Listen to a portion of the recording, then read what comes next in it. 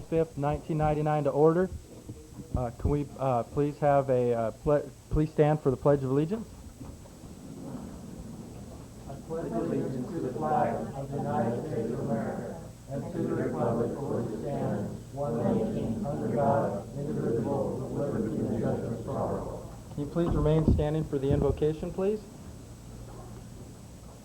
Thank you, God, for bringing us here safely tonight. Please give us the guidance and the wisdom to make the right decisions for our community. And this we pray. Amen.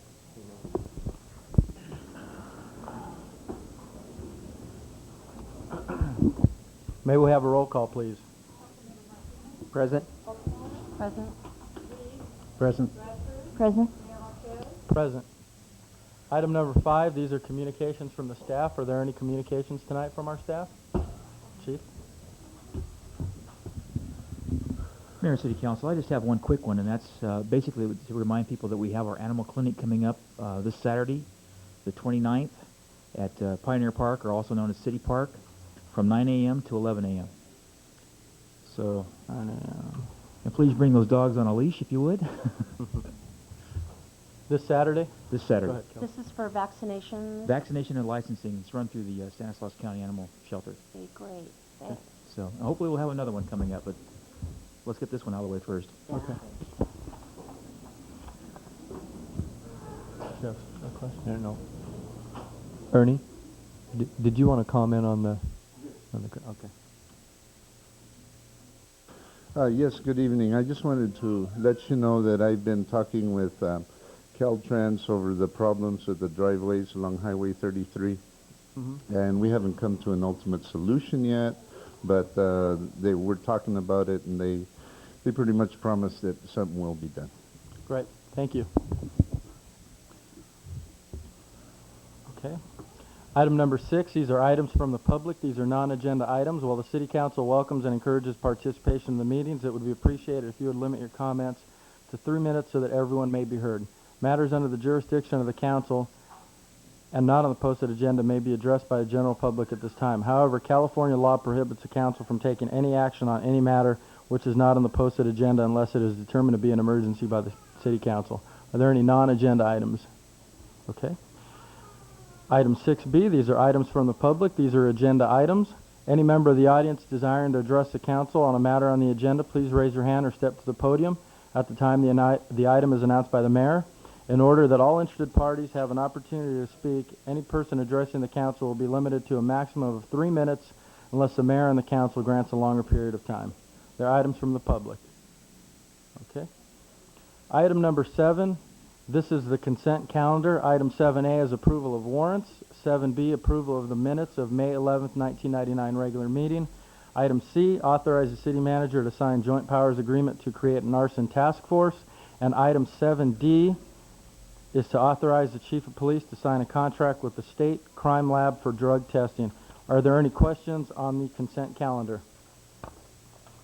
If there are no questions, can we have some direction, please? I move approval of the consent calendar. Second that. We have a motion and a second. All those in favor state by saying aye. Aye. Aye. Opposed? Motion passes 5-0. We're going to jump to item 9. 9A, this is to receive and file a report regarding Tatark Manufacturing. Cleve? Thank you, Mayor and Council. At your last City Council meeting, the Council requested that we schedule another meeting to review the concerns and the problems with the Tatark Manufacturing Company. In addition, you requested that I invite members, representatives from all of the agencies, state agencies, the regulatory agencies who have some authority or involvement with this process to be at this meeting.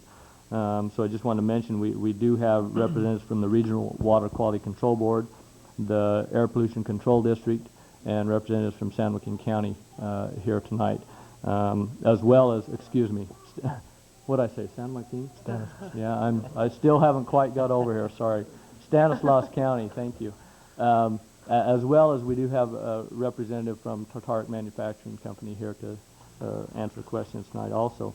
I did not include a lot of additional information in my report. I did enclose some attachments, some letters and things which we have received for your information. In addition, I wanted to hand out to you, this was received after the agenda had gone out.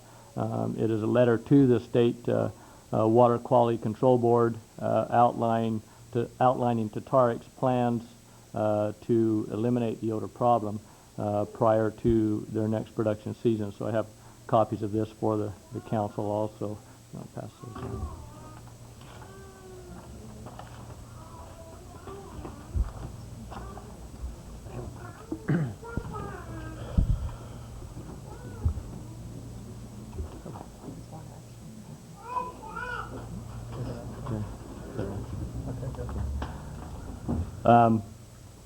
Basically with that, the information that is detailed in this report that came from Tataric concerning their plans to clean up the plant and eliminate the odor problem, I don't think I really need to go over that. It's basically the information that I outlined at our last meeting that we had received verbally from Tataric, the plans to install the additional vacuum rotary filters and to install the anaerobic digesters to eliminate the solids that are being pumped out in the pond.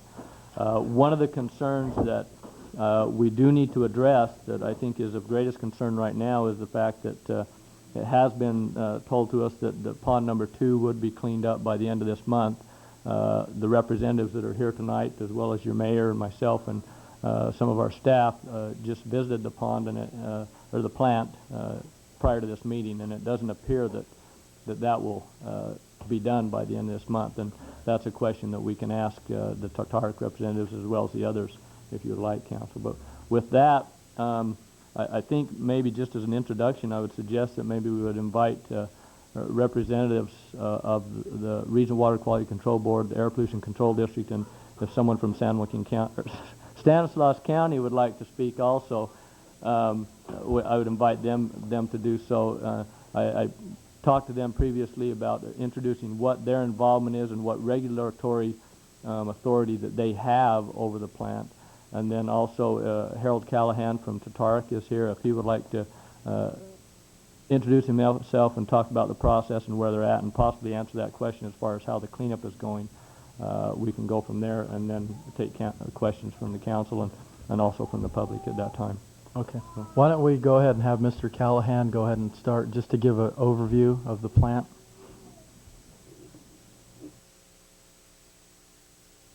Thank you, Mr. Mayor and members of the council. Again, my name is Harold Callahan. I'm a civil engineer, work for Tataric Manufacturing Corporation. We're in the process, as was mentioned. Cal, could you move that microphone real close so the people at home could hear? How's that? Better? Yeah. A little better. Yeah. We're in the process of removing solids from Pond 2 at the moment. It's going well now that we've got 2 machines going. The original process, we were using a pumping system which was not working very well at all. The system we have going now is making a substantial progress in the removal. We're getting down close to the bottom of the pond, so it's going a little slower now than it was the last week or so. As to whether we will finish by the end of the month, we have every intention to want to do that. We have the equipment and the manpower and the trucks to be able to move the material. The question becomes whether or not we can develop a system to move the last little bit that's on the bottom over to where the machinery can reach it. And we're trying to, tomorrow we're going to try a process of trying to pull that material by pulling a pipe through the pond, perpendicular to the flow of material, trying to move it. And so it's our hope that this will work and be able to move it out of there at the rate that would be able to get completed in a week or so. Until we have a chance to try that, we can't be certain on whether or not it's going to work. But we are getting very close to the point where it's becoming more difficult to move because, like I say, we're only a couple of feet from the bottom right now. Would you like me to go into an explanation of what is planned between now and September at the plant, or? Well, you can go ahead and give us a brief overview. That way we get an idea, and then I'll ask the council if they have any questions for you, Cal. Okay. We used a vacuum rotary filter toward the end of last season. It wasn't big enough to take the full flow. It was only about 20% of the flow. We have 4 more vacuum rotary filters on the way to the plant. 2 of them are from Italy, and 2 of them are from another plant that used vacuum rotary filters in Michigan. So with the 5 vacuum rotary filters, we will have enough filtering capacity to be able to remove solids from the material before we go into the plant for the production of calcium tartrate. No solids will then be introduced into the manufacturing process. This will have a substantial effect on the fermentation of the organic material that's in the wine lees that are processed. So that's step number 1. Step number 2 is to install giant digesters, which will then take what's left in the flow after the tartaric crystals are removed, and any suspended solids, organic solids that are in that discharge, then will go into these giant digesters, and the purpose of that is to have a closed system, a system that's not exposed to the air. It's a closed system to enhance the anaerobic condition, which will then remove, or at least digest, all of the organic material, so that when the water comes out of the end of the digesters, there will be no chance for odors because all the organic material will be removed. The digesters are not something that's experimental. They've been around for years and years. They're used in sewer plants. They're used in lots of manufacturing plants. So the system in total between the digesters and the vacuum rotary filters is something in the neighborhood of $1.4 million of an investment by the Tartaric Manufacturing Corporation to once and for all resolve the problems of the odors. That's it in a nutshell. Does anyone have questions that I could answer? Are there questions for Mr. Callahan, please? Go ahead. Question I have on these solids that are removed from the water, when they go into this digester, I want to be sure I understand this process. They're digested, and then what happens to them? Are they gone, or do they have to be removed eventually, and then are they taken somewhere? Yeah, the solids, the suspended solids will be few because the vast majority of the solids will be removed in the vacuum rotary filters prior to the time it goes into the digester. But the solids will be involved in whatever solids are left in the. And the reason for the digesters basically is to make absolutely certain that there are no organic solids that can get into the discharge. Like I say, most of them will be removed, but eventually we will have to clean the digesters, but the amount of solids in the bottom of the digesters will be relatively small compared to the kind of problems we're having now with these ponds. The main part of the solids, which includes a lot of the organic material plus all of the diatomaceous earth or filter powder that's used in the processing of wine, will be removed by the vacuum rotary filters. And this material, we were looking at some of it today out there. Actually, we have a lot of interest in this material as cattle feed, actually. And if the cattle feed idea doesn't work, then of course we can continue to use it for soil amendment.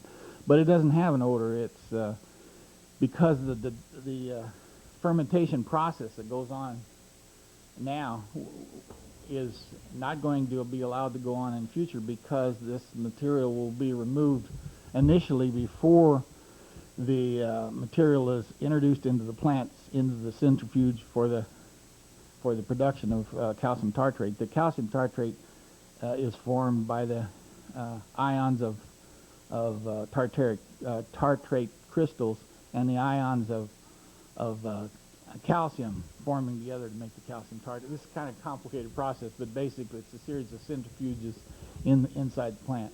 But with all of this material being removed before that process happens, it will substantially reduce the amount of solids that can even get into the digesters. So let me understand this. So so you did say that there will be some solids that remain, and Sheila's question was, where will will those have to be removed, or do they stay in the filter until you take them out? Where do they go to? They will that stay in the remain? filter for a long period of time because the volume of them will be small. How long? Long enough to where when we remove them, all of the organic material is going to be digested out of them. So we expect, we don't... Saying then that no solids will remain then. They will all be, nothing will remain that has to be removed then? It'll all stay in the filter? digester or in the... Well, what Sheila's question was where, if any, solids are left over after this process, this filtering process that you're proposing here, what will happen to the solids that remain, that has, once it's been digested? Does water come out? Does solids come out? Where Water does it comes go? out. No solid comes out of So the all digesters. the solids stay inside the filtering mechanism? Well, the digester is not a filtering mechanism, basically, but there's the two-step process. One step is the vacuum rotary filters. Okay. And that takes out probably 90% of the solids, or maybe more than that. Okay. But what remains are the very microscopic solids that are suspended in the water, and that's the ones we will be processing in a closed situation in these digesters, so that no odor can escape from that process. We will be forming probably, and we don't know exactly how much, but we will be forming some methane gas, which will then be used to fire the boiler in the process of heating the water. The water in the vacuum rotary filters has to be heated to 90 degrees centigrade in order for the vacuum rotary filters to work properly to take that material out.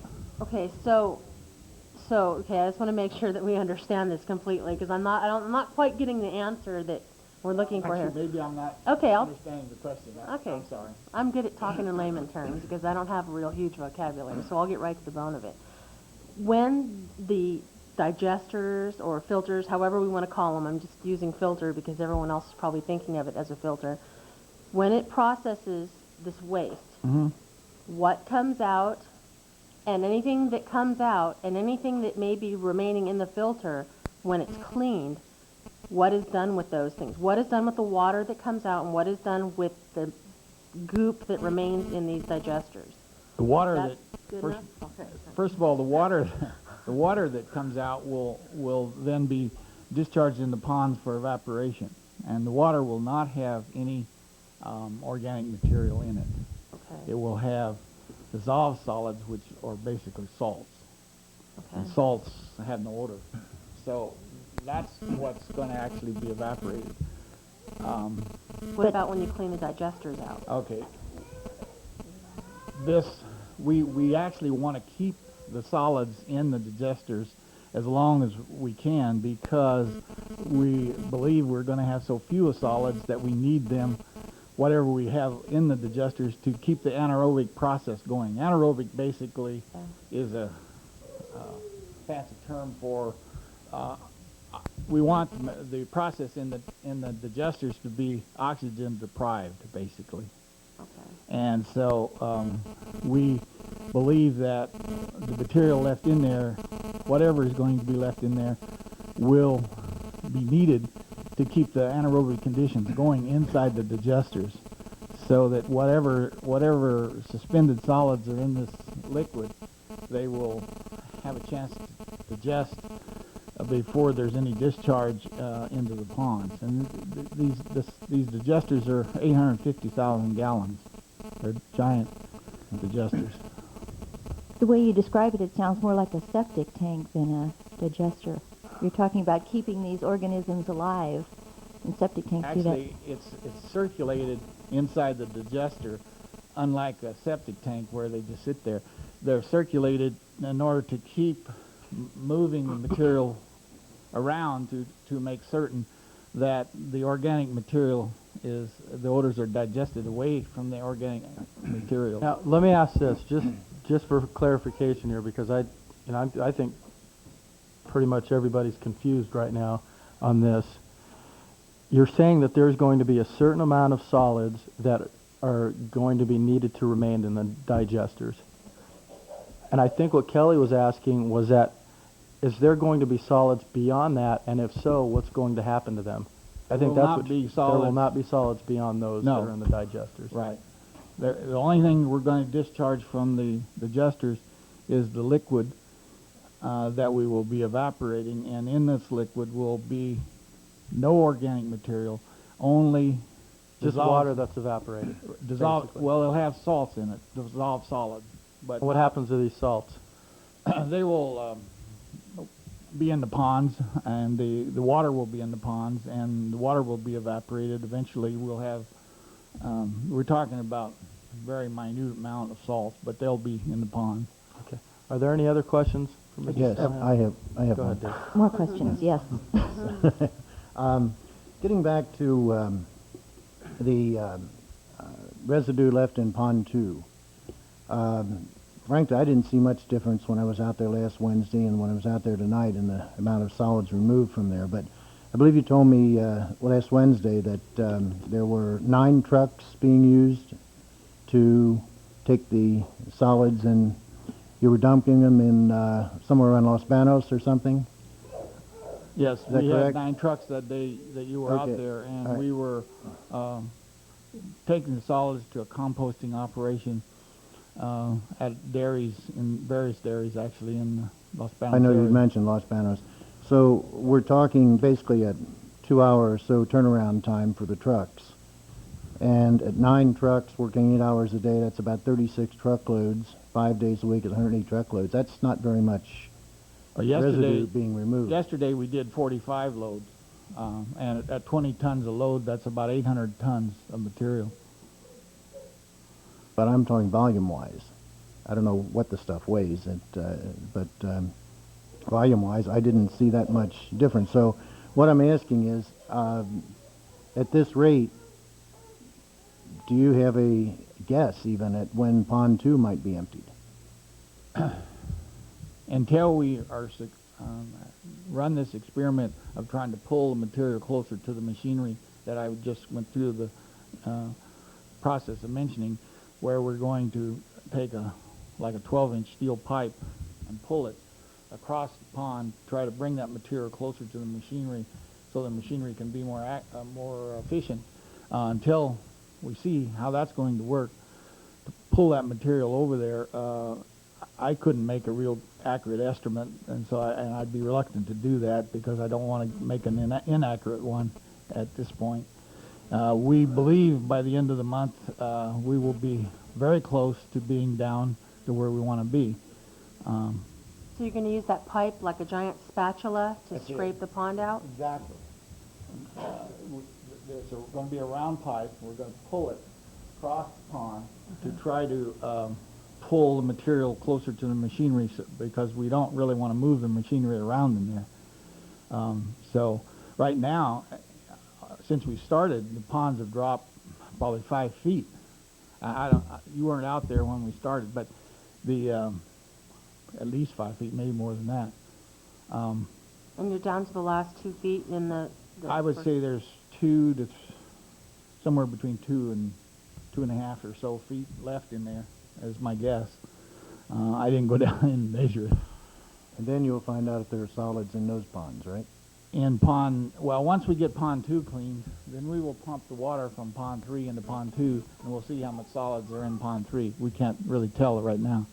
We know, for instance, that there's not anything close to as much solids in the other 3 ponds, because the process of discharging material was to put it into Pond 2 first, and then into Pond 3, and then into Pond 4, and then into Pond 5. So the natural decanting process was taking the solids out, most of them in Pond 2. So that's why we're relatively certain that most of the solids we have in the last year's discharge was in pond 2, and actually a big part of the material in pond 2 was from the year before, actually, because we did last year through settling basins decant a lot of the solids out, but it wasn't nearly as efficient as we would have hoped it would be, because so many of the solids were even fairly large solids. Because of the weight of the diatomaceous earth being very light, we had a lot of suspended solids that we weren't able to take out because it just wouldn't settle out fast enough. Mr. Callahan, you've operated for 2 seasons now, right? 2 full Well, actually, seasons? one season, and then the end of in '97 is just toward the end. I think it wasn't nearly the whole season, as I understand it. I didn't work for the company at that time. But yet in those 2 short seasons, you've produced several thousand tons of waste product. So what you're saying is this new digesting system will handle several thousand tons of waste product with no residue? Well, no residue going into the ponds, but because the main part of the removal of the solids will occur with the rotary vacuum filters, and like I say, we had one in place toward the end of this season that finished in April or so, and it worked very efficiently to remove solids. Unfortunately, we didn't have the capacity to do the whole plant. We were only being able to do about 20% at that time.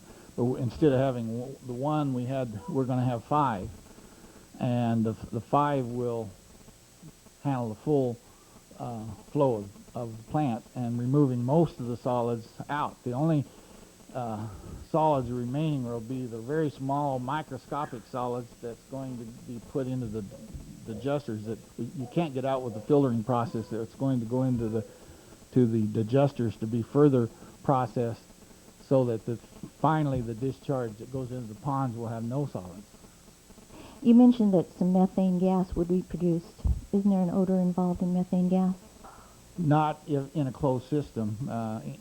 Natural gas, any gas has some odor, but the odor will not be discharged in the atmosphere at all. It'll go right into your furnaces? Yeah, right, into the boiler, the burner for the boiler. I think you can sense the frustration we're having here. We've had, several promises from Tatarek, and none of them have proven. We feel we're a part of a grand experiment at our expense. And I hope you understand why we're having a hard time believing what you're telling us now. Yeah, I just have one question. After you spend your $1.4 million, will the people in Newman be able to go outside at night and not smell any odors? And I think that's the bottom line. If we're not successful, there will be no tartaric manufacturing. Okay, because that's a real concern, because you see all the people that are here tonight. That's really their concern, is the quality of their life they feel has been lessened by the tartaric plant.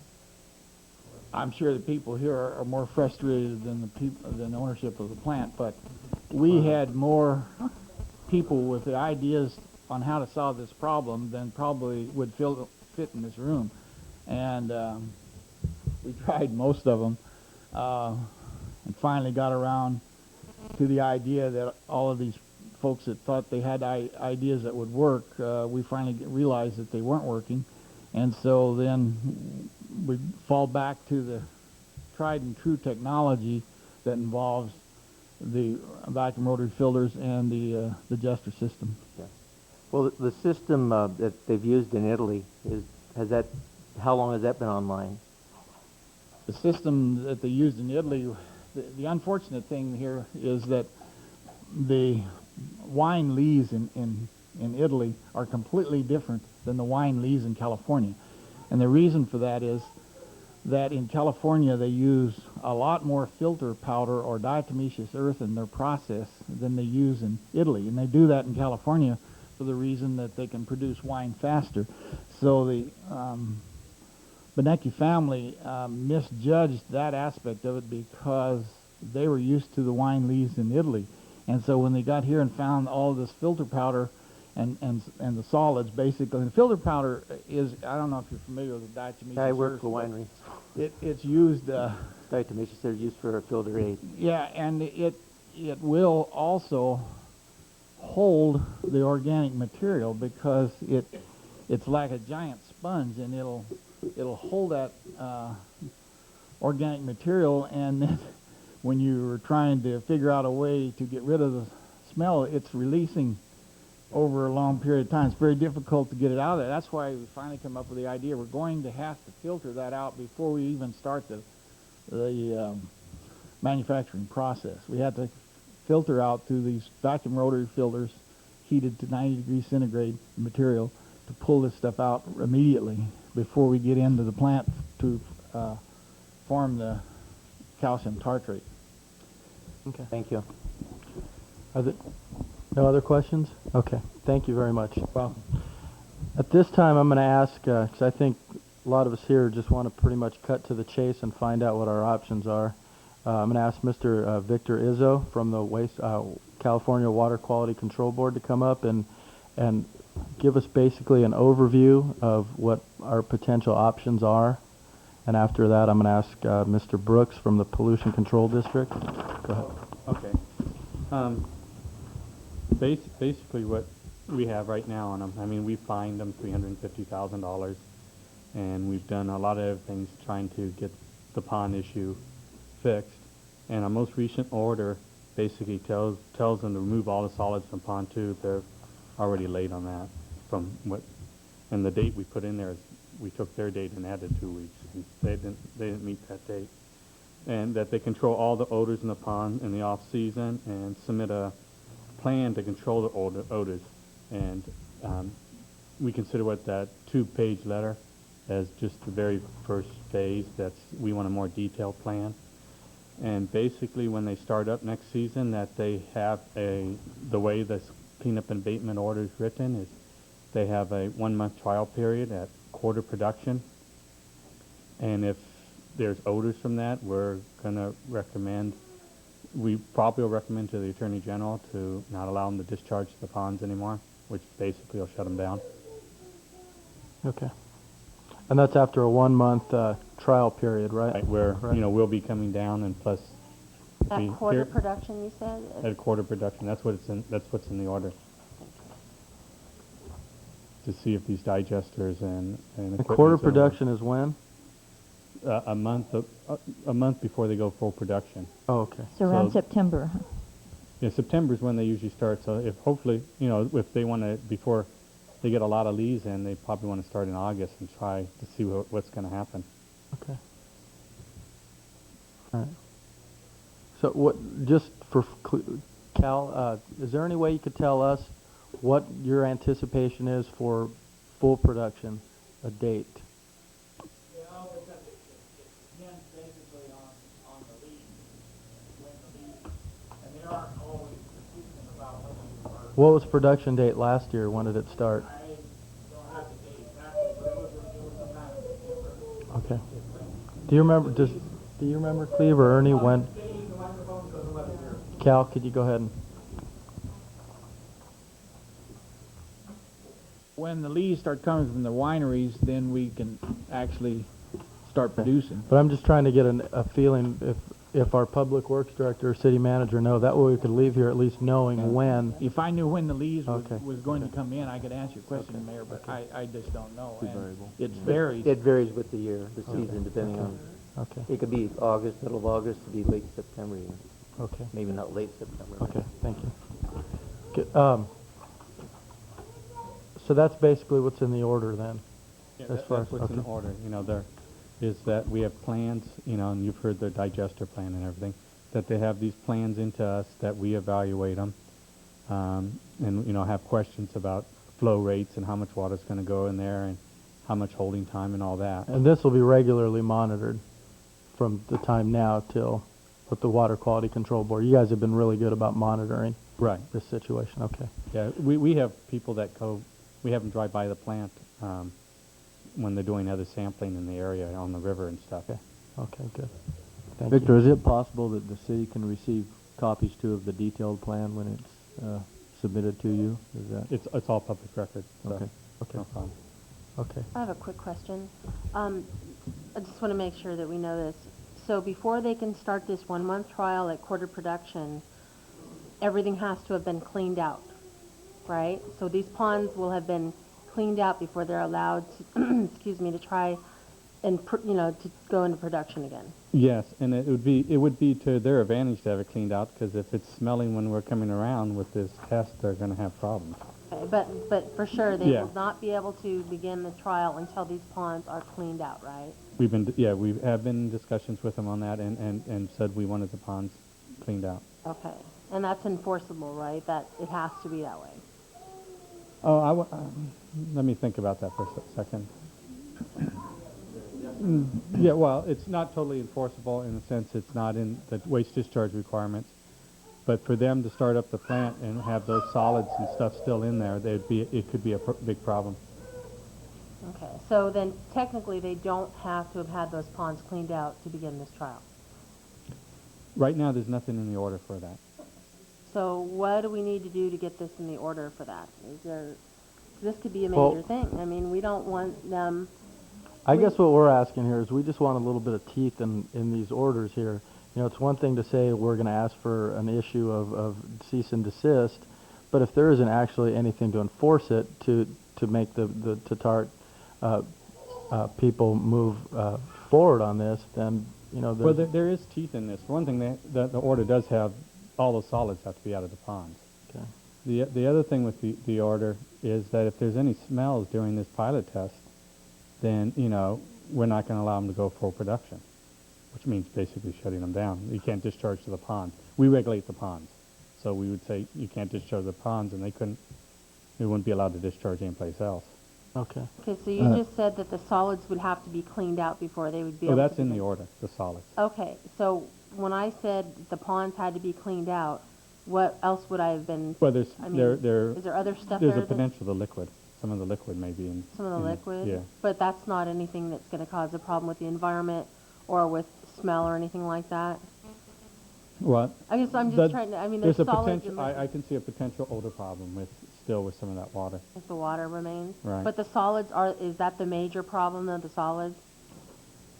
I think they need to clean up their whole process, which means, you know, if this digester system looks like it's going to work, that they need to have all that implemented, and basically all the organics out of there and just the salty water left Then, to reduce the odors. then I mean, I think, this is my opinion, I think it would be wise to have some sort of an order that states that those ponds need to be completely cleaned of the solids and the water before they begin this trial, before they're allowed to do this trial, because it's too risky having all that waste remain, you know, and, without getting into greater detail, it's just, I think that there should be an order that it be cleaned before they begin this process.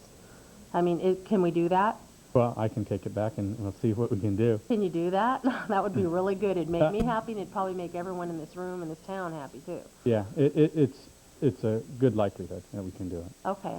You know, it's hard to, you know, we have our own board members too, and I know, but, I'm just telling we're Right. really disturbed about this over here, so it'd be oh, good if and we I did think something. we're really concerned too, and that's why this is extremes for us to set up to shut down a plant. Yeah. Well, I'm not saying that I want them shut down. All I'm saying is that before they begin this trial of this new equipment that they're going to do, I would like to see it completely cleaned up before they even begin this. Right. Okay. You know, I think that would be a good way to start completely fresh. Right. Okay. And I'll definitely look into it. We've already told them that we think you should be totally clean. Okay. Other questions? Yeah, Victor, I have one quick question. Okay. In the Water Quality Control Board wrote a letter dated 29 April to Tataric, and in this, the last sentence is a continuation of the odor problem from this facility may result in a staff referral to California State Attorney General to stop all discharge of the facility. That word may is kind of a vague thing. Could that be a little more forceful, like will be done or something like that? Well, rather than they're- may, right. like, you know, maybe we will, maybe we won't. You know, it's Well, it's the same, you know, like your city manager is bringing something up to the board. You know, we can't, until the board says yes, you know, it's kind of hard for us at staff level to say it definitely will happen. I think it's very strong likelihood that it will happen. My executive officer is, you know, he doesn't want to put more of this stuff from the Tartaric plant. Yeah. Send us to. Thank you. Now, let me ask this. Your board meetings with the Water Quality Control Board, when do they meet and where? Well, it's And- about every month and a half right now, and they meet in varying areas. It's either Redding, Sacramento, or Fresno. Okay. Now, will this issue be on the agenda at some point? It depends on what will. happens. Okay. You know, because- if it comes up, you know, and that this is a problem, you know, coming up in September, they run their, you know, pilot test, and then they still have a problem, then I think, you know, we'll.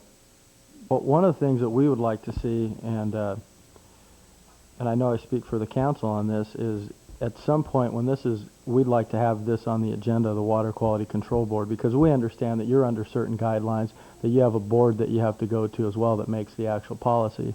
But what we'd like to do is be invited to one of your meetings and at least state our case as to what the concerns have been out here. That way your board can hear from us firsthand, and we can know right there on the spot what they're Victor, what feeling. is your process as far as can we request to be put on your Yeah, you agenda? can request. You can do that. And Request from to our executive officer. right. Okay. And you'll he's- take care of that, Cleve? Yeah. Yeah, if that's the council's desire to have it Yes. scheduled for a Okay. future board meeting. Absolutely. I believe we were up there today. I believe your next board meeting is sometime in July. The next one, is that correct? Yeah, Victor? July would be the earliest one, July Yeah. 30th. July 30th. That's what I was thinking. Okay, well, if you could schedule us to be on the agenda for the July meeting. I would suggest, too, to do it as early as possible, because Okay. there's lead time to these. Okay, okay. Yeah. Are there any other questions for Mr.? One, Oh, go one ahead. last question.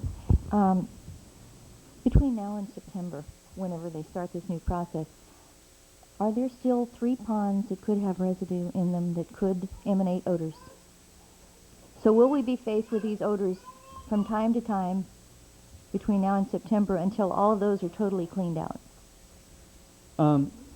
You know, I'm not exactly sure. Last summer they went in with ponds, and they didn't have problems last summer until September. That's We when can we got our assume first there are some complaints. solids in there. Huh?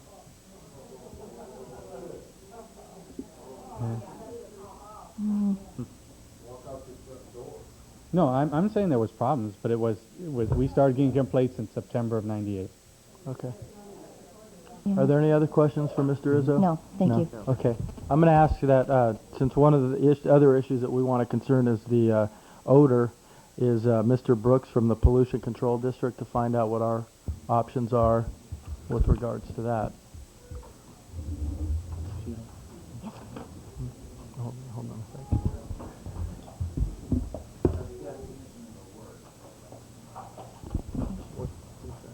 When you wait till they're finished. Okay, what? That's Why don't the you go and absence talk to our of public works director? oxygen.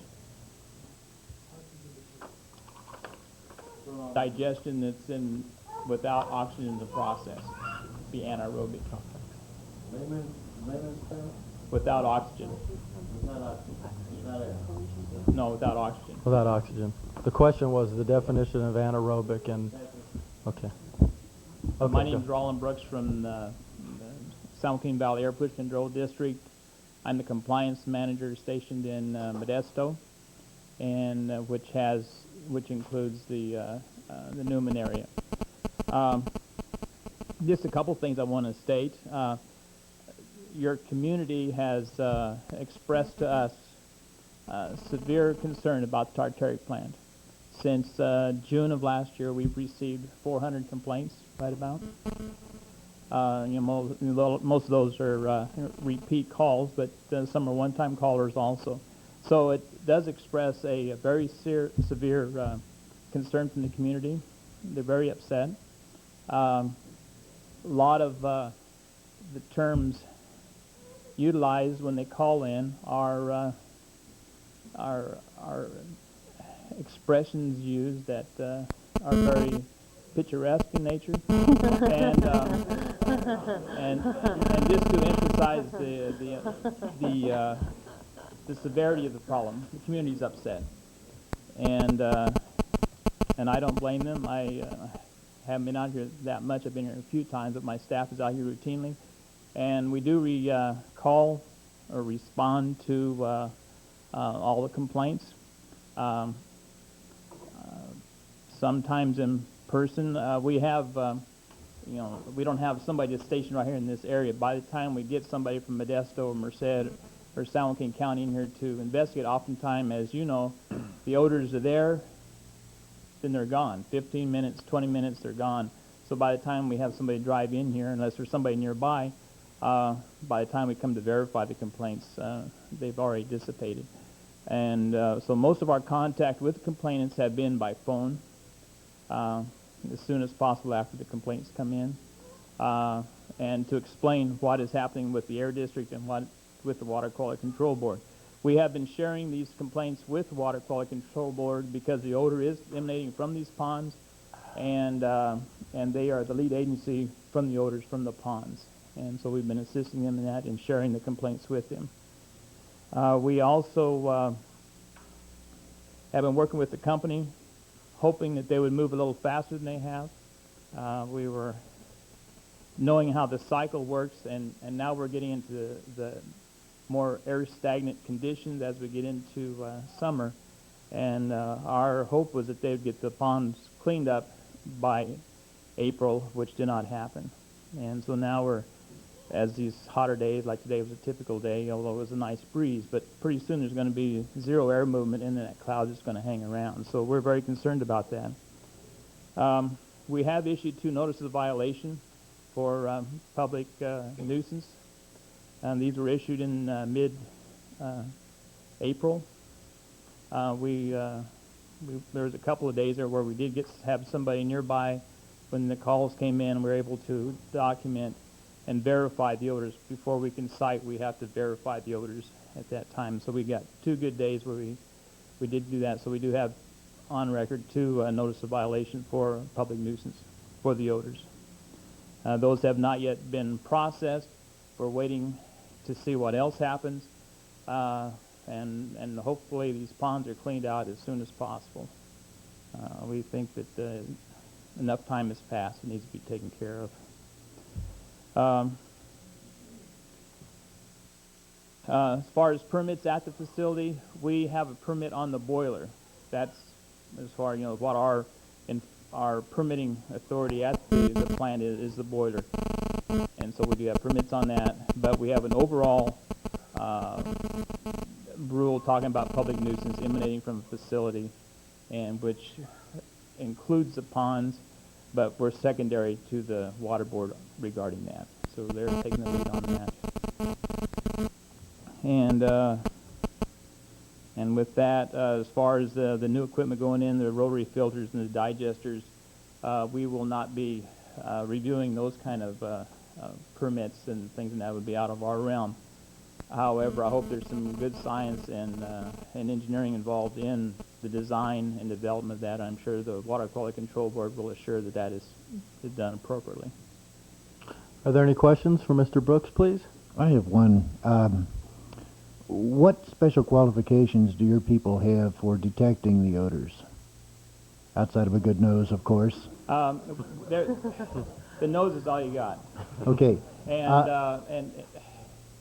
And we do not, when we talk about odors, the odor is in the person to be holding it, which is a complainant.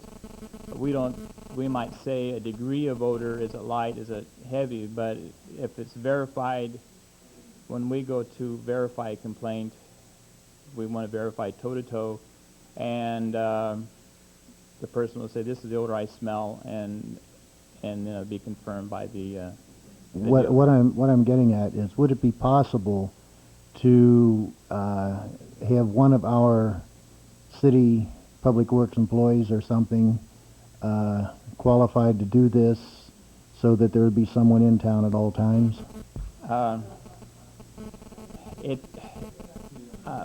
It's not like reading smoke or something else where you have something really a degree of color or something. Yeah, I realize that. I mean, everyone can smell it. So I just thought if we had someone that was qualified to do this, we could. We take every complaint we get as valid. These are valid complaints. They're documented. They're on record. And every time one is called in, it's documented. So I don't know if it's... But you were saying that you had 400 some odd complaints, and only 2 of them that your people had been able to get here for. Well, that's So- to verify and To verify, cite yes. them. Now, we're talking about the role. The primary role is with the water board from the odors emanating from the ponds, specifically from the ponds where we know that's where the odor's coming from, and so that's why we have turned over our complaints as we get them to the board for their documentation also to assist them in their process. And I don't know if how many citations do you need? You know, we have the 2 agencies sort of working side by side here. We're taking a secondary role. The water board's taking the primary role. I think that's the main thing, is how many do you need? Yeah. What I think what they're asking, Mr. Brooks, is what does giving them a citation mean?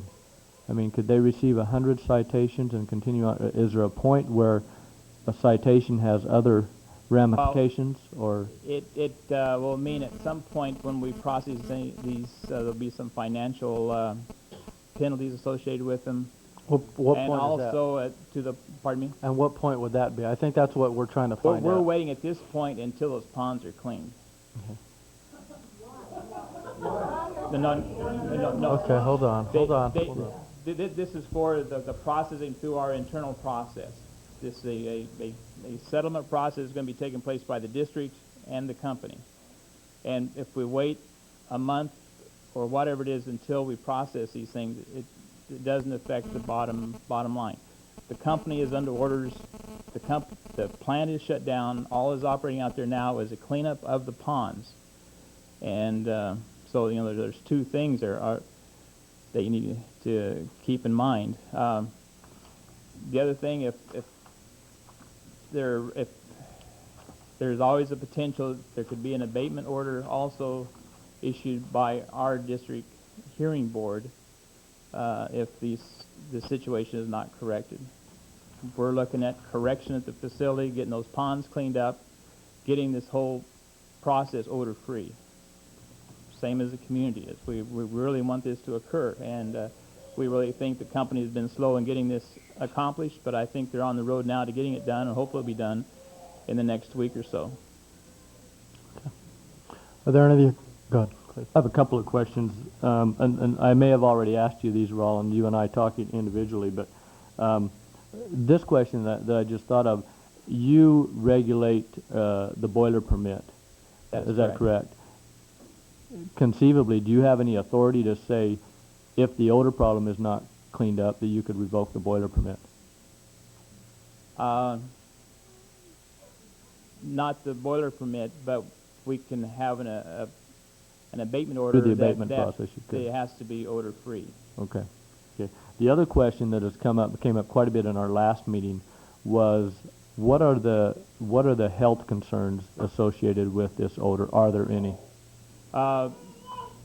That would mainly be in the realm of the health officer.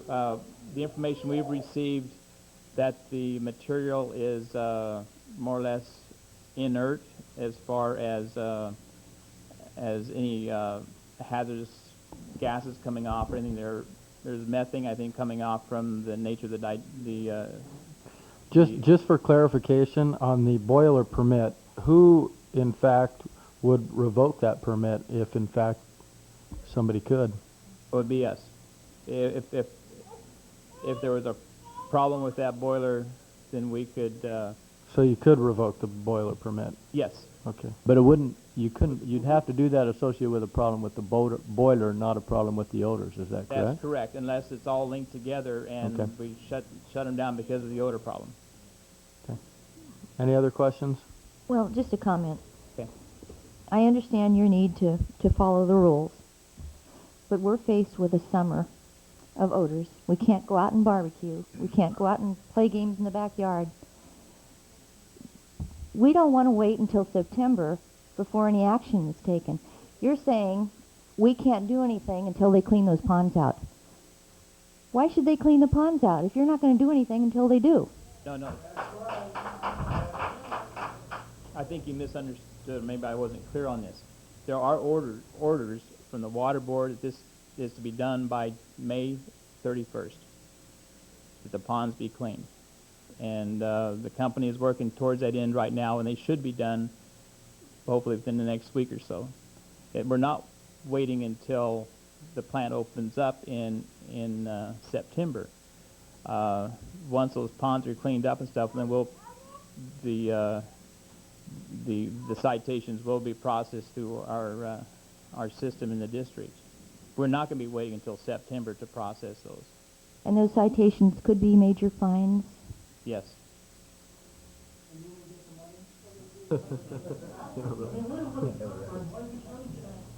County doesn't get it either. Well, the county doesn't. Are there any other questions? Because I'm just going to move this thing along here. I want to invite the county if they'd like to come up and make a couple of comments. Our supervisor, Paul Caruso. Only thing I say to the community is this time that as they've been doing now, if when you have odors, please call and lodge a complaint, because we're tracking those odor complaints. Okay.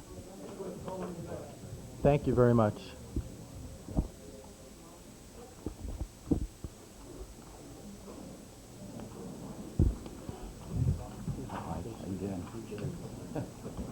Mr. Mayor, members of council, Paul Caruso, County Supervisor. Normally it's a pleasure to be here, and I should probably use a disclaimer there a little bit. We had a 7-hour marathon with a Sierra Grain, which is the project in Houston. And we had 300 people come out for that against it, and it was an ag-related thing. We're here. I'd like to introduce two people from staff. I'm sorry that Reagan Wilson, our CEO, couldn't be here. His wife had surgery, and you know how that is, so it was one of those things that he had to leave. George Stillman is our Public Works Director, and Ron Freitas is our planner. And we're here to either try to answer questions or clarify issues or something. This thing has been going on for a long time, and I'm as frustrated as anybody else. I have been dealing with another equal parallel problem, and that's the tallow works in Crow's Landing Road. My business is there. I live there. I was brought up in South Modesto, and I can fully appreciate what you're talking about. Believe me, I think from our end that the best we can do is probably in the nuisance laws, and that's why we are relying on Rollin, relying on Victor here from the State Water Resource Board to do what has to be done. And my understanding is, and I concur with it, that they've given the orders. If it isn't cleaned up in September or by September, or there's odors that emanate after they start up to see if this works, it's shut down. It's probably end of story. Well, it's up to them, but I'm relying on their word. And if they say that, and we've heard it pretty much from the company, that if we emanate odors, I mean, there may be some, I don't know. I'm not an expert in it. I know what my nose tells me, but in comparison... Well, No. Yeah, you need time to come. okay. Hold. If anybody has any questions, you're gonna need to come up here, because that way we could get your name and address for the record. But, well, what I'm going to do is make sure that we do this orderly. The only way that we're going to solve this problem is if we hear from these different agencies. They could tell what's going on. I'm going to allow plenty of time for our citizens here to ask questions. I just want to give our citizens the benefit of the doubt from hearing from every agency first. And then more than happy, I will turn it over to the audience to ask questions. But I just want to make sure that you hear first what they're doing, what the process is, and that way you could be better able to ask questions. Go ahead, Paul. I can't allude to that because it's a political process up there. But we are relying on, what I have heard was that no odors, they can run it. If there are odors, I assume to some degree, then that's it. And I'll stand behind that. I've been there, done it, understand. We were really in hopes that, we're all trying for economic development. And I have to tell you that I have met personally with our staff, their staff, and the mayor several times. There was something alluded to in the paper here, or the last meeting, I don't remember which, that the mayor either wasn't on track or didn't know what was going on. That's not true. We've had several meetings. That's why I say we're as frustrated as everybody else. We've had several meetings. We've even had the principals flown in from Italy to find out firsthand what is going on. We demanded answers, and we wanted time frames. The time frames that I would like to have had, because it started really with Tom over there a year and a half ago. That's true, and has progressed into a long-term evolution, you might say. So it's getting old, and I think we're at a crossroads here. But in any event, they're in the loop, and if we smell a little bit funny, we were out there this afternoon to visualize at what point we're trying to reference a week ago, this week, and the progress that is being made or not made. So anyway, I will defend the mayor and the council and the staff, because I've had numerous calls back and forth, and we've had eyeball-to-eyeball contact. I mean, we have sat down with those people several times, and Cal, and all the rest. So I want you to know that your city, I think, is doing a good job. They're doing the best they can in their difficult situation, and we're all frustrated, but we're going to rely on integrity on everybody's part. With that, if Is there you any have questions any questions of me personally, or Are there any the questions staff? for Paul? I do. Yes. Do you, just asking for your opinion since you're in the county level, Yes.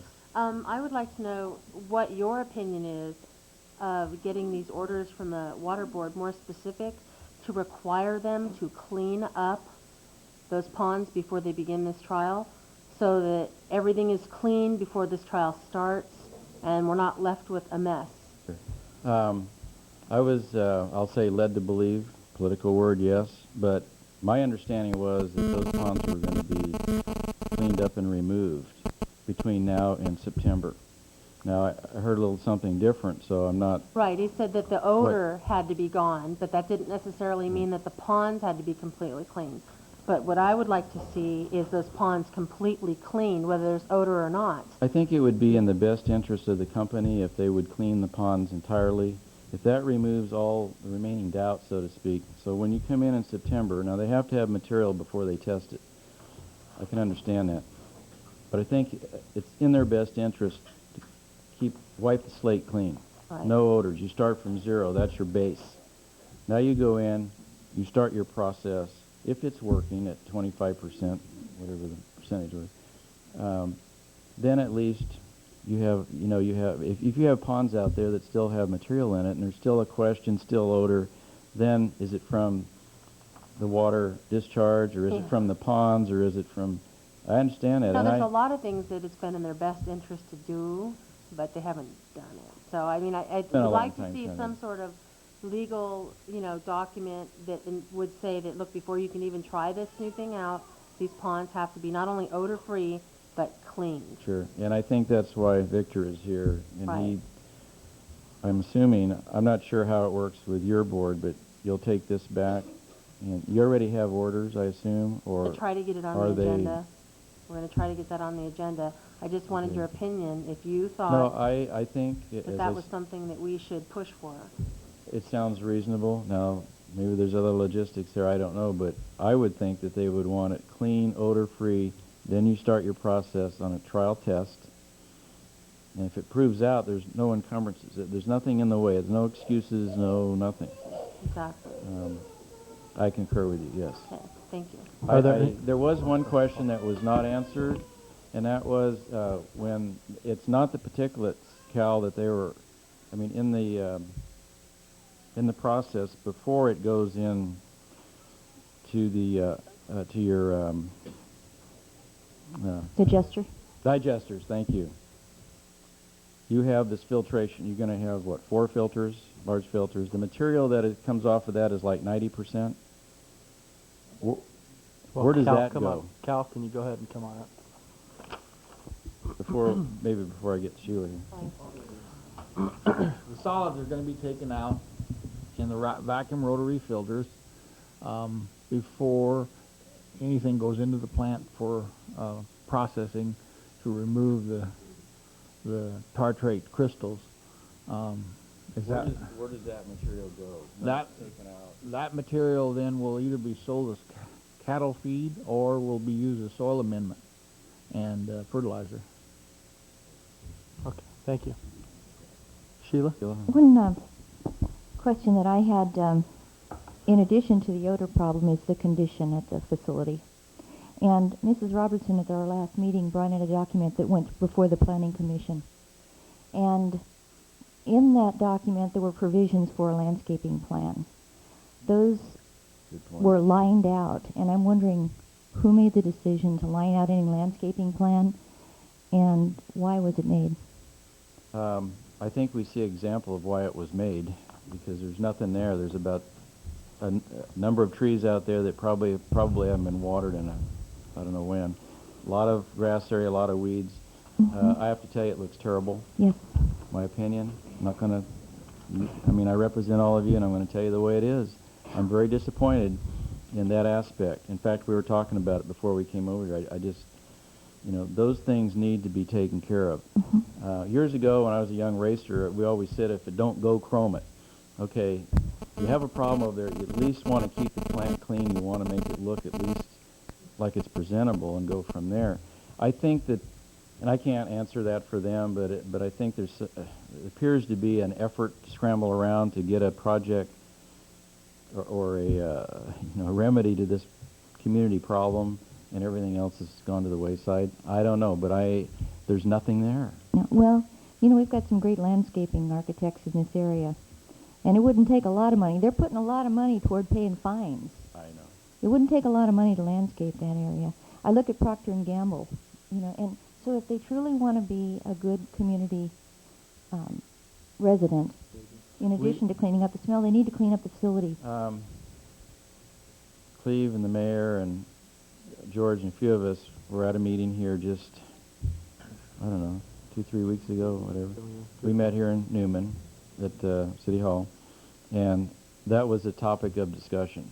And I'm sorry I didn't bring it up, because that's the visual is terrible. It's just barren, it's just weeds. It really needs maintenance. So I agree with you. Thank you. So with that lined out now, is it valid? I mean, who lined it out, if, you know, and why is it lined out? I mean, I don't understand. Someone just lines out part of a law or part of a No, an order actually, to... as I recall, and I was a former council member some years ago in Ceres, but it seemed to me about the time I left in 1991, there was a state law that came down that says that if you do not pass an ordinance, in fact, probably the same with the city, if you do not pass an ordinance that has a criteria for landscape, the state will do one for you. So it's mandatory. Now, I don't know what's happened here. This has been a year and a half. If it's our deal, shame on us. I don't even know if there's truly a final yet, because sometimes we don't give finals until later when everything is lined out, to be truthful. But maybe our staff can answer it, or maybe Cal can answer it. It deserves an answer, Well, put it that way. Go ahead, Ron. Ron or George?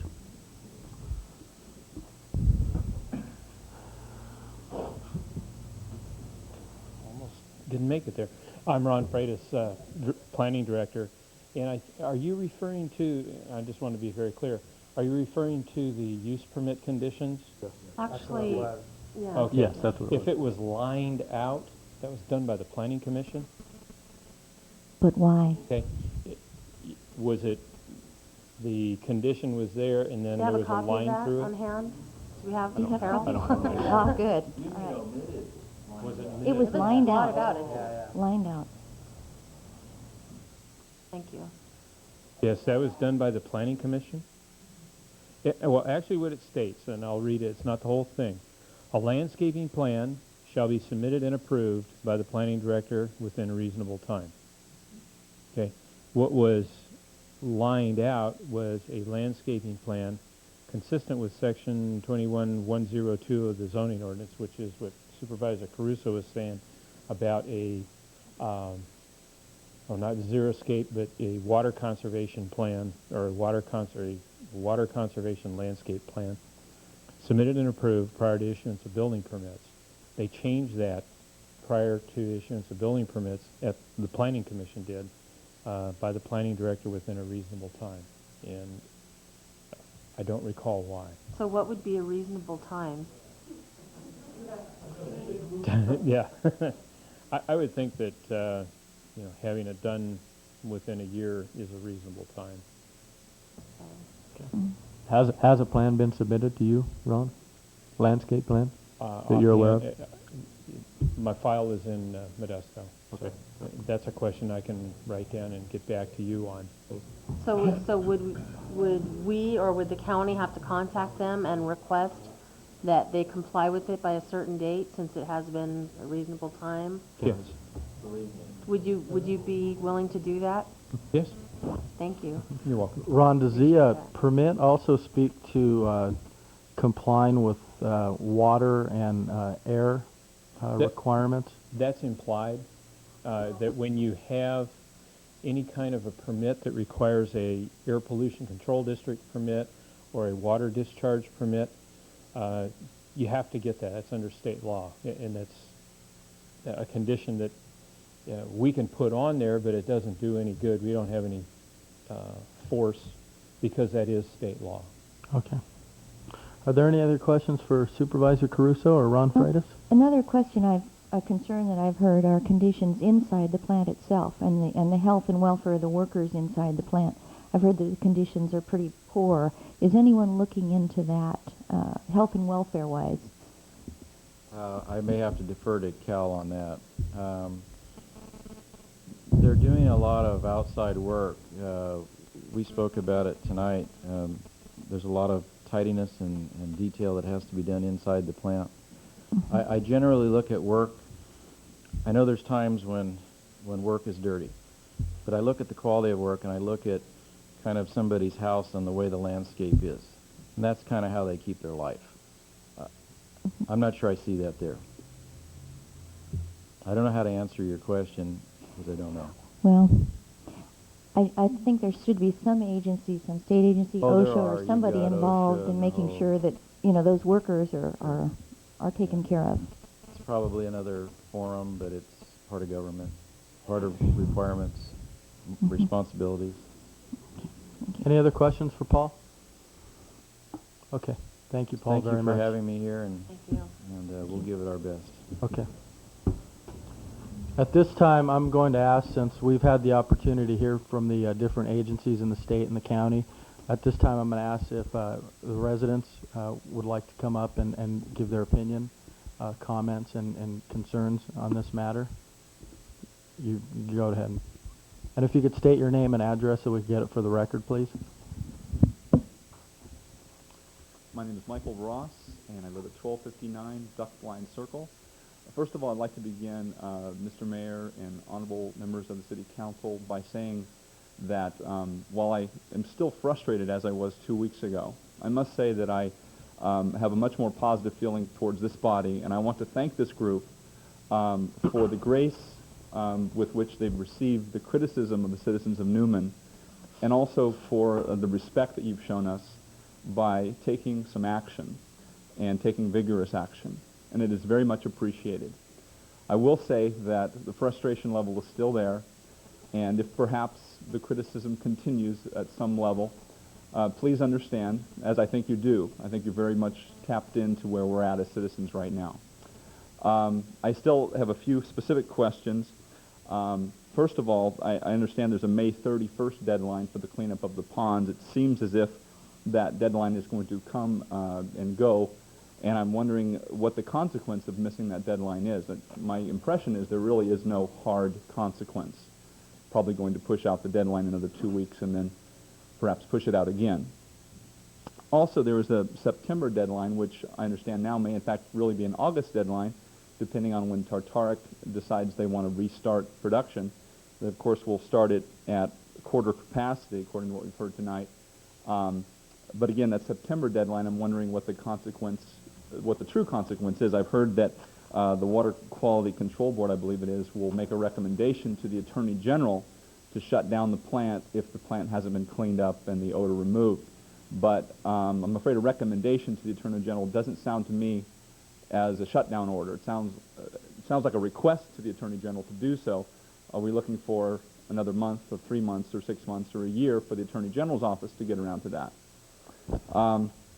It was brought up tonight also with regard to landscaping, and I think all of us believe that it looks like it smells, and I think even the term referring to this odor, I think is such an understatement. Someone, a previous meeting of citizens referred to it as a pig farm, but I think that is showing serious disrespect towards pigs. This goes far beyond odor. This is definitely an emanation. I actually have to think about almost Catholic theology to come up with something to describe it. And some of you may have heard of the 3 days of darkness that is coming upon the earth in the future. And it's a darkness so dense that you can touch it and feel it, and it engulfs us. In terms of the landscaping, can we see to it that $350,000 that has been levied against Tartaric, I understand it has not actually been processed, which means no one's actually exchanged any funds, but could that $350,000 be put into a landscaping? And the way it looks as if Tartaric is going to be fined some more. I certainly hope so, if they don't get their act together very quickly. So could we get that towards the landscaping? And also, going along with that, there is a problem, in my opinion, with the actual facility itself. We keep talking about the plants, and I'm not sure what the plant is. It looks like a huge contraption, an open contraption out there. It looks like some mad scientist invented it right there out in the middle of a field. Is there some way we can house whatever that contraption is in a reasonably aesthetic format? That's all I had. Thank you. Thank you. We want to try and answer some of those questions. I think Sure, Victor can probably answer most of those. As far as the $350,000, Victor, I understand that has been paid to the board. Is that correct? The majority of it is. They're paying us monthly on some of the end of it. But you know, And, they and have as far as 6 months to pay the $350. okay, and as far as what happens to that, I think I mentioned at the last meeting. I wish we could see some of it, but I understand that all goes to the state board. Yeah, it goes to a cleanup and abatement fund that they use to clean up other Clean sites. up other abatements. But you know, Other well, one thing with Tartaric should pay for the fines are fines. The Tartaric should pay for doing their landscaping, so the additional landscaping should be done. Right. Okay. The other thing that you mentioned, as far as it going to the Attorney General, the other hammer, if you will, that the board has is that they can revoke their discharge permit, and if they can't discharge water to the ponds, they cannot run their process. So essentially, I believe it could be shut down earlier than going to the Attorney General. Is that correct? I've gone to Attorney General before, and they've shut down places in weeks, you know, very quickly. And we also probably could use our cease and desist order, which would be saying, you know, cease discharge until you fix your problem. But, you know, I would rather, the Attorney General has more force to cut it to the chase quicker.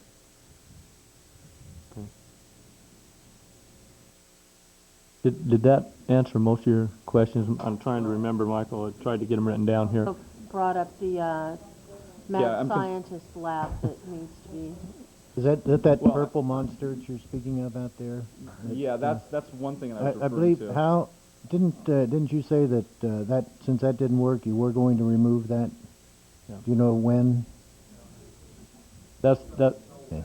Yeah, the large machine that's right in the front there Yes. under the canopy, that's Right. going to be removed. That was an experiment that didn't work. and Okay, that so it is was a going- mad scientist to put that together. Yeah. Okay. It wasn't you, Mr. Keller. No disrespect intended. No, the other question, though, was the May 31st deadline. Again, I'm getting the impression that we just keep pushing that out, and doesn't seem to be any bites. Victor, perhaps you can answer that. That's your order. Yeah. When they miss the May 31st deadline, then, you know, I'd have to make a proposal to the executive officer who would go to the board on whether to do it. You know, we've already fined them $350,000. You know, the biggest thing you can do is fine them again. So you could fine them for missing those deadlines. Yes, we could. Okay. Okay. Anything else, Rick? Okay. Go ahead. Hi, thank you very much. Thank you. Thank you all for being here. My name is Robert Pinto. I live at 1186 Canvas Back Court, and I agree with what the gentleman here said, and I had a few of my own things. To the engineer, I hope Tartaric Plant does not close. I hope you guys can get your act together and fix it. Because I had my own business for over 15 years, and I had to deal with the state because I dealt with chemicals too. But I'll tell you one thing. If I didn't have it done when they told me to, I was out of business. What I don't understand, my question to all the agencies is, when I get my SMART certificate to get my car done, If I don't get it done, I can't register my car. Okay, I pay a fine, and there are people who've had their cars taken away from them because they didn't have it done. Now, what I don't understand is, you have a much more serious problem here, so why not just say, look, we understand we have a problem, we want you to stay in business, fix it by this time or you're out. That's what the government does to me, it does it to you. I don't see why we can't do it to these people as well. Now, this thing about abating fines, this is extortion the state's doing, the county's doing, in my opinion, to this company. Because I know, I paid my taxes, I paid self-employment taxes, it stinks. This fine thing of 350,000, 100,000, it's extortion. This is what the mafia used to do. I know I used to live in New York, and I lived on the same street as these guys, and I know how they operated. And the government is doing nothing different. Instead of just saying, we're going to fine you, take your money, that's extortion. That's what they used to do to the shop owners in New York City. You do it, we're going to protect you, but you got to pay us. So in other words, we're going to keep you open as long as we keep fining you and you keep giving us money. It's extortion. This is really a bad way to do business. Now I know, I've done business for over 15 years. If I was out of line, I couldn't feed my family anymore. So there's a little bit of a problem here. I don't understand why the county gets the money, because Newman is the one that's suffering, so why does the county get the money? Well, just for clarification, the county doesn't Okay, who get gets the money. The state. Oh, I'm sorry. Excuse me. Right, the wise guy. So what I don't understand is, why does the state get it and not the city of Newman, which is the one that's suffering from all the odor? That's another thing I don't understand. It's the same thing back there. So anyway, that's the only thing I had, and I want to thank everybody and thank you all very I want much. to thank you very much for coming here. Thank you. Go ahead. Oh, if you'd like, Supervisor Caruso can answer your question as far as the fines. Well, it's true the county receives no funds from that fine. I agree with you. You know, it goes on and on and on. That's a hefty fine, and we're still here. The first fine that was levied was $100,000. The attorney at that time called me, and he says, we've got this thing we have to do, either community or we pay the state. I said, okay, because I just had a little deal over here at the theater, and they need a roof for $25,000, $30,000. Some other things, and I'm talking off the cuff because I kind of come through here now and then. And so he says, well, we'll check into it because it appears that it has to go for mitigation. I go, what do you mean to say that they're going to get $100,000 and we get nothing? So I just wanted to tell you that little story. I mean, we tried at the first time around. Well, he can explain it, but it has to go for, I guess, mitigation purposes. In other words, if it's a pollution problem, then the money has to go toward a pollution problem. And we were trying to, and there was a ton of paperwork to fill out. It was just, anyway, we tried, and we didn't get anywhere. Okay. Thank you very much, Paul. Okay, sorry about that.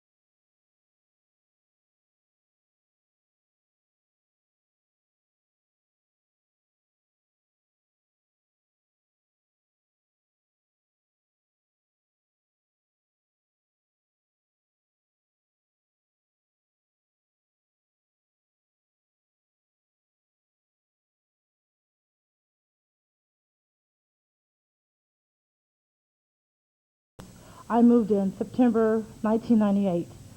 As I stated in the meeting 2 weeks ago, the night that I moved in was the night that I smelled the smell. I moved from Tracy out of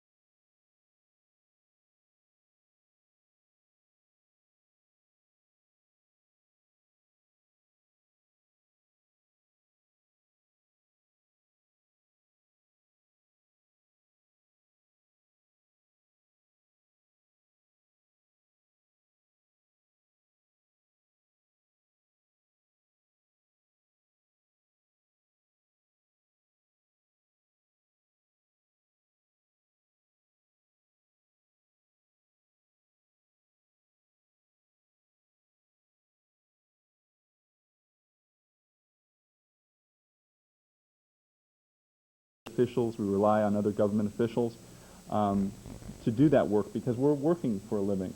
But Forecast has a lot of resources.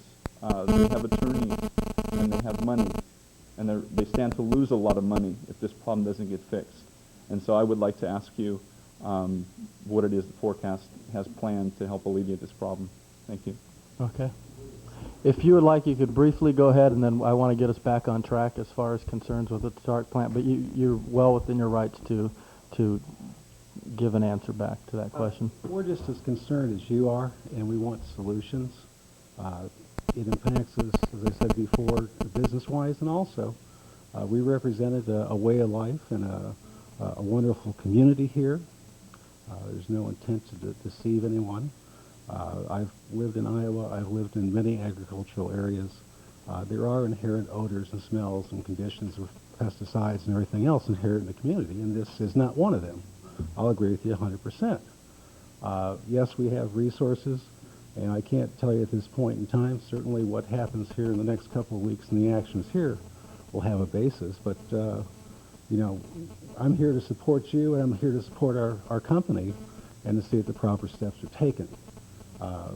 You see what happens here in the next couple of weeks, and I'll be back in touch with everyone in the community regarding what we'll do next. Okay? Thank you. Can I mention one quick thing? Just a real quick question for you. Will you now disclose this to any potential home buyers between now and the time that this is resolved so that they're not, you know, subjected? We certainly will. Okay. We certainly will. Okay. Yes. Okay. Who's next?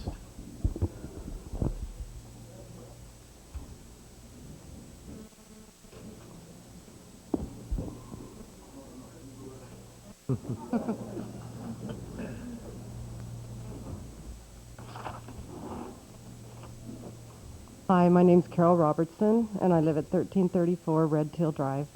I again want to reiterate what Mike had to say. I feel like we're all working together tonight as opposed to our last meeting, and that feels great because certainly a lot of people in here have been doing a lot of homework over this last couple of years, and I don't want to get up here and beat a dead horse, but I'll tell you what, when I pulled out the use permit from the Planning Commission, I was pretty appalled at what I saw there because as a business owner, I'm sure all of you know how we're mandated to death. And there were such big gaping holes in this thing, but well, now I have to say I'm even more upset since I've read their application for the use permit. And there's a clause in there, and I just feel like we have been lied to from the beginning of this whole thing. And when they talk about why this site was selected, I just want to read this portion. The proposed use needs a substantial amount of area to operate, and due to the fact that an agricultural product is processed at the site, there's a possibility of some odors occurring at certain times of the year. So we did know there were going to be some odors. As such, it is important to locate this use in an area which is removed from numerous sensitive receptors. That's us, you guys. Such as residences or uses which generate high concentrations of individuals. You know, this was in their application for a use permit. Where was the Planning Commission on this? Where were the people to say, hey, you know, when I first came to this area, and Lucas Ranch wasn't built yet, but it was going up, one of the reasons I wanted to buy in that development is because development was supposed to go from that point further towards the plant. And I know that's on our agenda real soon to even discuss that sort of a thing, and I know that that is going to continue to make Newman just better and better. It's a great little town. But I wouldn't buy in Lucas Ranch right now with this plan here, even if they make it pretty. And I really want to know, have they considered the idea of finding another site and putting this very expensive equipment in there rather than put it here and take it out later? Because unless you can offer me zero smell, we didn't have a choice in this whole use thing. At that time, I think there were a lot of people who were duped. I think this was politically driven because of the size of our customers and the pocket of our customers. I may be stupid, maybe I shouldn't say something like that, but that's my belief, and so that's the way I feel. And I think that there's been a lot of government agencies, inspectors, put and dangled as puppets, not able to do their job because they were put in a position that is not in the normal course of things. It's kind of hard to go in later and clean up something when it's not done the way it should be done originally. And again, There's not very many businesses that could go and get permits and get it done the way this one was done. I'm kind of naive at use permits and all this kind of stuff, but we are prepared to find out if what we think may have happened. So all I can say at this point is nobody wants any kind of lawsuit. That's not what I'm really saying here. But we do want information, and we want to be prepared. Up till now, it's been all of the agencies who could have cited this company as a public nuisance that protects us. It's you guys who have caused us to do our own homework because you haven't protected us. Out of 400 calls, to say that we've only been cited 2 times as a public nuisance is ridiculous. And I am insulted with the fact that you think we're not intelligent enough to know that that's ridiculous. I think it's political. And it's not going to buy very many votes from this town if it's not corrected. We do have a committee, and now we have our council behind us, and it feels great. We are going to continue to do our homework so that if we get put in another position where these government offices want to drag their heels and not protect us, then we will fight big time. Thank you very much.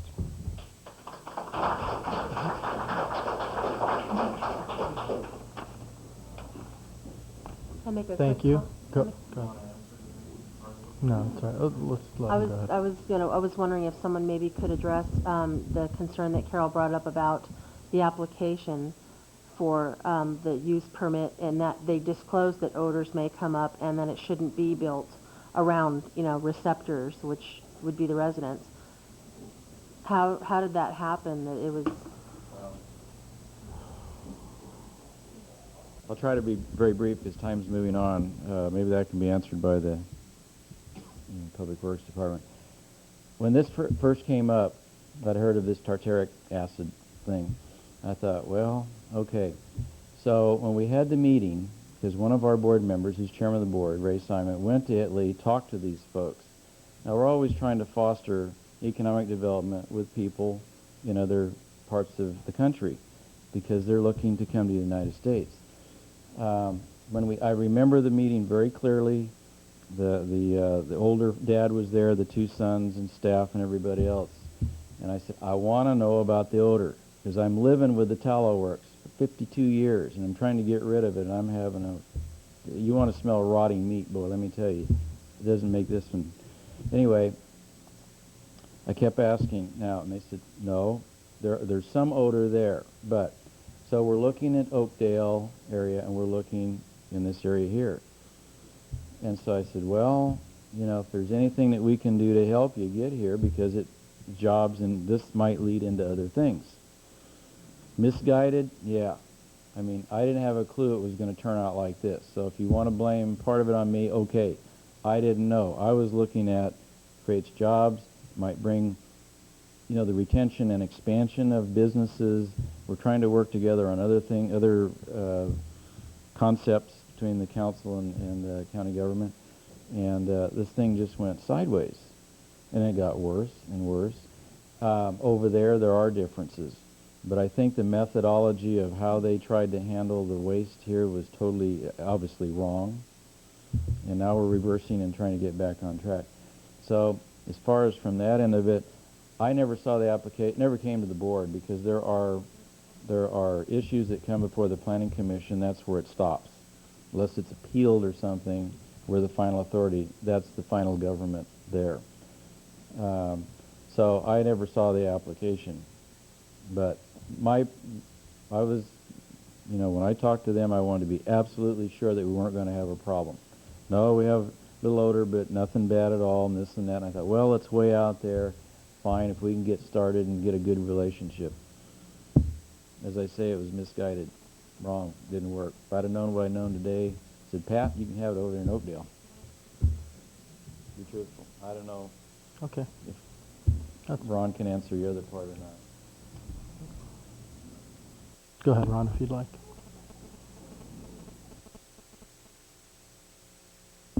Ron Freitas again for the record. When they did make the application, as it states in the application that there were odors, They made that clear to us. They made that clear to the Planning Commission. I believe as part of the process, since it is located within the sphere of influence of the city of Newman, it was referred to the city of Newman. I believe it went to the council, if I can recall, and the council said that the project was okay.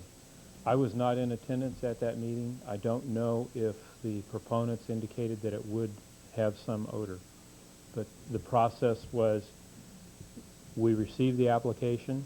They did indicate that there would be some odor. They also, as part of that process, must, because of the agreement that the county has with the city of Newman, they must bring that to the city of Newman, or we refer it to Newman. Newman must react either up or down. Newman said it was okay, and it processed through the Planning Commission. I was on the council for a couple of weeks when this issue came up, and I recall specifically asking the question about settling ponds. When they brought up the issue of settling ponds, I lived in Manteca, near Spreckles, and I knew about settling ponds. So I asked the question, and I was concerned about the gypsum that they were going to use in the process. And we were assured, just as Paul was, that it would be minimal. It's state-of-the-art equipment, state-of-the-art process. They'll take care of it. So we move forward. We were naive, but we did ask that question. As Supervisor Caruso has said, that obviously the thing we were looking at the time was economic development, and just, to remind the citizens who may not remember, our Leprino plant had recently closed in town, one of our larger employers, and we were quite under the gun to look at economic development here in town. And are we happy the way this thing has turned out? Absolutely not. That's why we've been trying to meet on this and resolve this as quickly as possible. But everybody knows that's where we're at. That's okay. Are there any other questions? Oh, I'm sorry. Go ahead. My name's Kurt Kettridge. I reside at 722 Sweet Gum Lane, and I'd like to thank Mr. Mayor and the council for allowing me to speak on behalf of the citizens of Newman. I just wanted to reiterate Carol Robertson's claims that we have been looking into this quite extensively.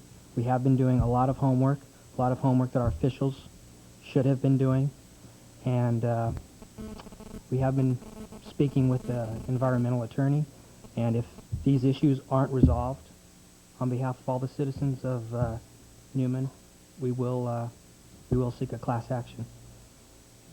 2 years is too long to put up with this. It's ruining, as we've said time and time again, it's ruining the quality of our lives. I moved to Newman 6 years ago with my wife. We have a 3-year-old daughter. We felt Newman would be a great place to raise a family, and we're finding out that that is not so. Not at this point. So we hope that the council is going to stand behind us and get this resolved as quickly as possible, or if the May 31st deadline is not met, then we will step up our efforts to take appropriate action. Thank you. Thank you.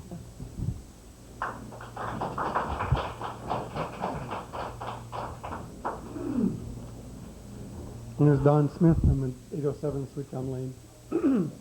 I also would like to thank the council for their changed attitude or improved attitude or negative attitude, whatever it is, on the attack. I'd also like to know if you're still going to follow up and get the health department involved. I still feel there's a health issue no matter what the plan is telling us. Also, I feel that they've lied to everybody since the beginning. They've cheated by illegally dumping. Now they're stealing from our property values and our health. And they shouldn't be believed. Nobody should believe a word they say. They should be forced to clean it up. They should prove they can clean it up before they're allowed to do any more processing. It should be part of starting it up again, that there's absolutely no doubt that we're going to get more of that stuff. Because your kids can't play outside. They take him in, I understand they take him in from schools when it's out there now too. I'd say shut them down until they can prove that they can be good citizens. They've already proved they're not. They proved they've operated in bad faith ever since they've been here. They should be treated like a hostile witness. Force them to do it, then let them do it. Force them to prove they can clean it up, and then let them do it. Thank you.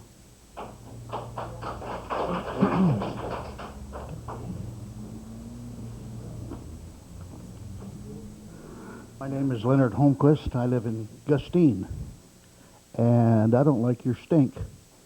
But let's just be a little serious for a moment. They've had a year and a half. The industry that I worked in happened to be the industry that makes these lees that this gentleman is concerned with. We are talking tonight about the plant, but how about the slobbering bucket that brings it over and gets rid of it after he's done with it? We have found traces as far as a half a mile up and down the highway thus far in the first year and a half. Good neighbor policy. I am as interested in this as you are, because I smell what you smell.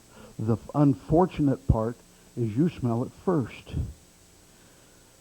The sulfur and various products that's put into the wine to make the lees develop are of interest, and it seems that we blanket over the sulfur and various other components that makes up this as we're trying to scratch around and pick out what we want to keep of this. No wonder your nose burns, your eyes burns, and so on.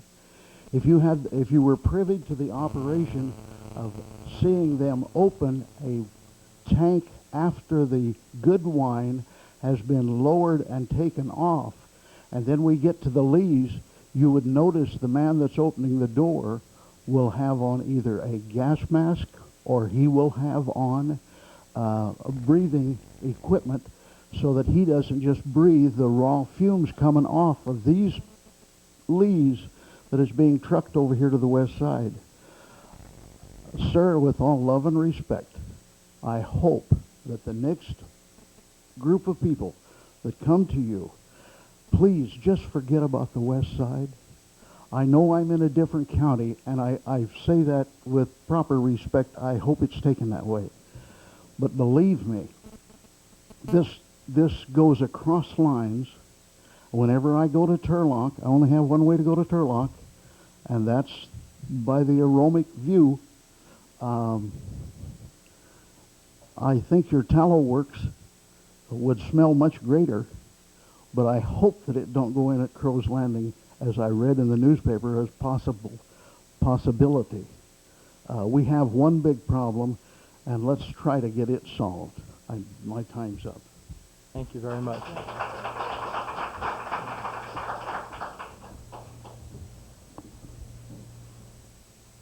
My name's Johnny Robertson. I live at 1334 Red Tail Drive. The gentleman that just left here is probably, he gets a second-hand smell. We get the first-hand smell, right? I have one little thing that bothers me. I may be barking up the wrong tree, but when they say that they're going to run at quarter production, and if everything's okay, then they're going to go full production. The problem is maybe at quarter production, they may not put out the smells that they would at full production. So where does that leave us? If they go full production and put out the smell, because if they go quarter production and everything is the smell's kept down, they're going to say, fine, oh, they're good. Give them a permit and enter in to operate. Then we're going to end up starting all over again, is what's going to happen. I don't think the quarter thing is going to work. Well, I guess I can try to answer that. I don't know, the Regional Water Quality Control Board, that's the first I'd heard. I'd heard that there was going to be a pilot program. I didn't hear that it was going to be at that quarter production level. I guess I don't have a good answer for you other than to say that we know that if there's solids that come out of this process, there will be an odor to them.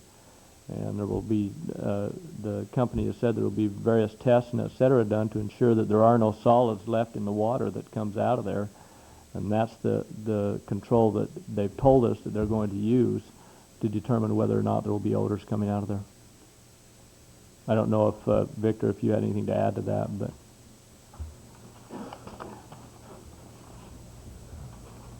Basically, I mean, I don't know what another solution is besides to run a pilot test. And then based on that pilot test, maybe, you know, there's some alternatives we may do is actually measure the BOD coming out of the facility. And if that BOD is really low, then you're not going to, theoretically, you won't have an odor problem. But, you know, when you go full operation, it may cause problems, so maybe we have, the one thought I was thinking, just listening to him actually, is to actually have a limit for BODs at all times coming out of that unit. Okay, thank you. Tom? Yeah, Tom Applegate, 1301 Blue Teal Way. I've been at this for about 2 years now. At the beginning, I was by myself, but I'm glad to see that things are starting to pick up a little bit here. Glad to see the city council is finally on board. I don't know where they were for a while, but at least you're here. Thank you. Appreciate it. As far as Tartaric goes, I just want to let you know at this point in time, I don't believe a word that they say at all ever again. I've talked to water, I've talked to air. They said that Rhonda Mansour said that they're running 60 trucks a day out of there. I go out there, there's not a truck around. Where's the 60 trucks? So, you know, I really can't believe anything they say, and I hope air and water, you know, can understand this. And one of the other things is you're talking about odor. We're not talking about odor, we're talking about stench. And stench is unacceptable. And if anybody out there is watching or anybody in the audience would like to join our group, call Carol Robertson or call myself, Tom Applegate. We're in the phone book. We'd be glad to have you come on board. And as I told Cleve before, many times in the council, I would like to see you guys be successful and no smell. But if you can't get rid of the smell, we're going to shut you down. One way or the other, we'll shut you down. But I would like to see you succeed. That's the ultimatum.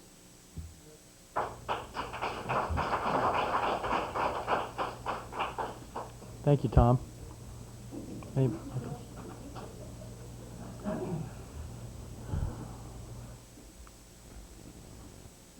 I'll make this quick. I just have one question.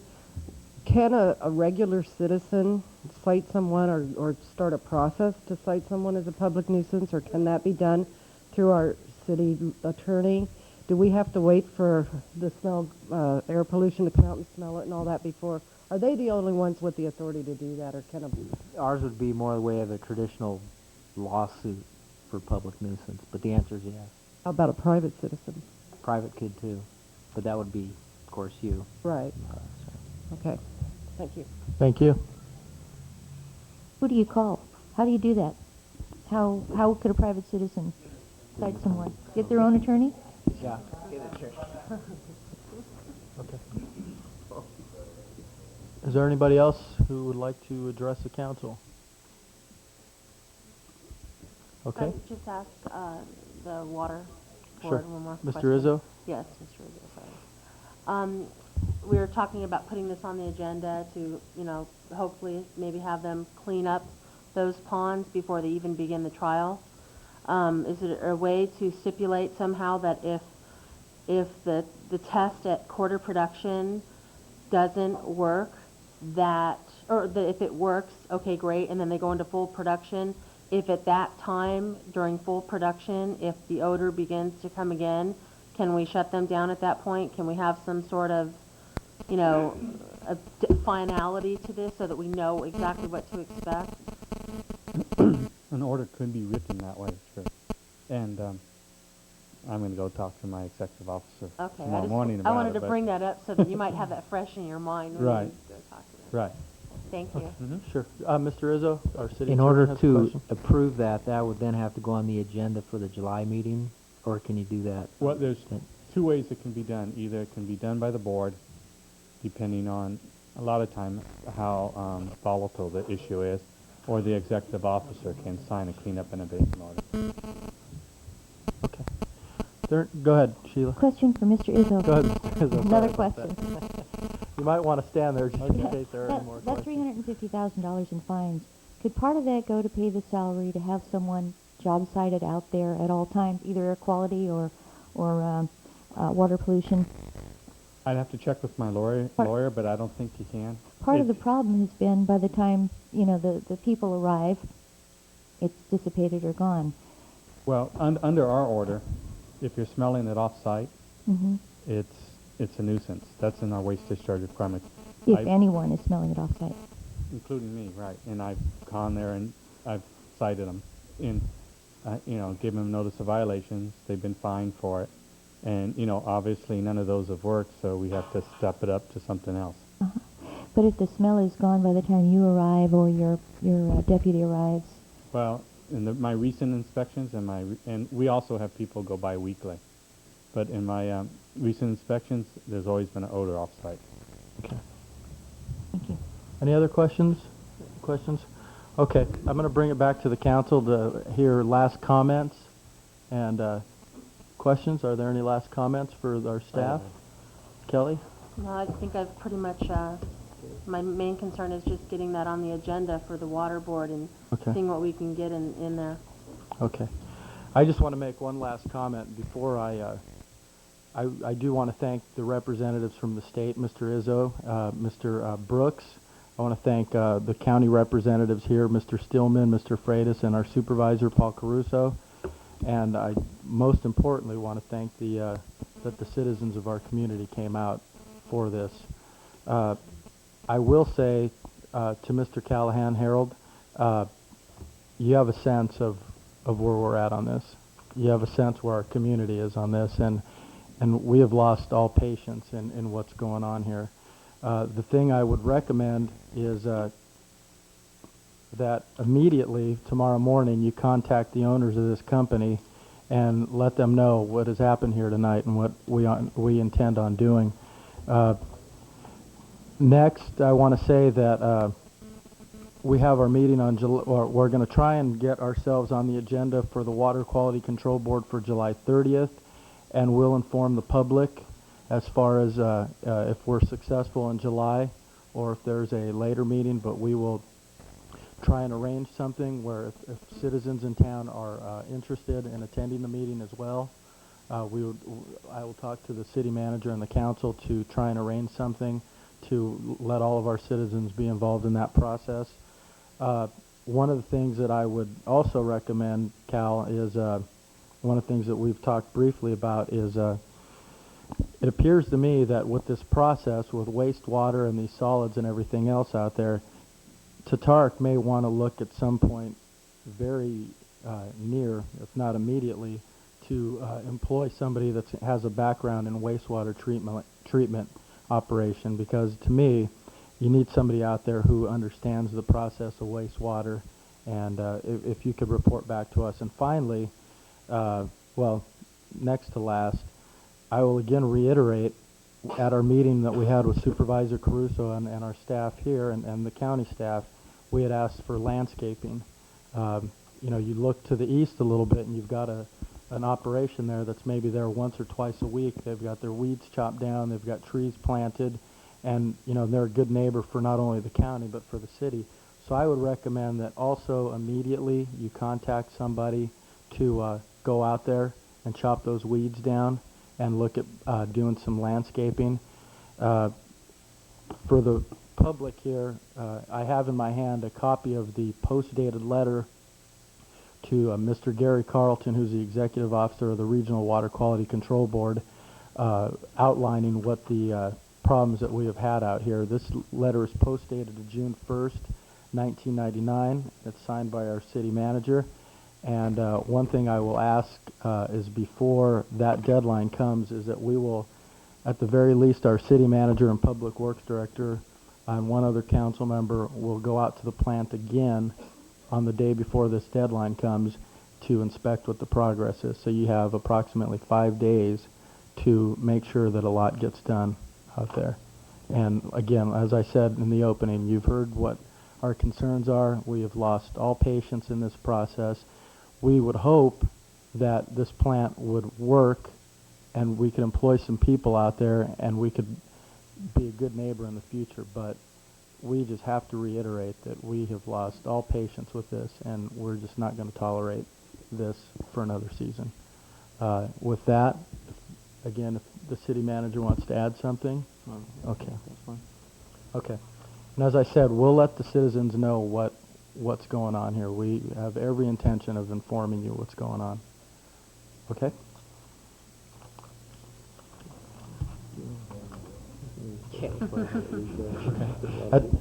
At this time, I'll ask that we take a brief 5-minute recess to let our agencies file out, and if any citizens want to do the same, you can.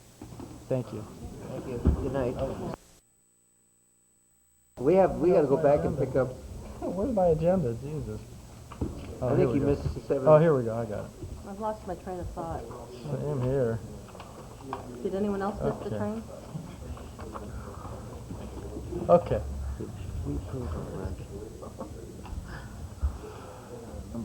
Item number 10, this is to adjourn to meet as the Newman Redevelopment Agency. May we have a roll call, please?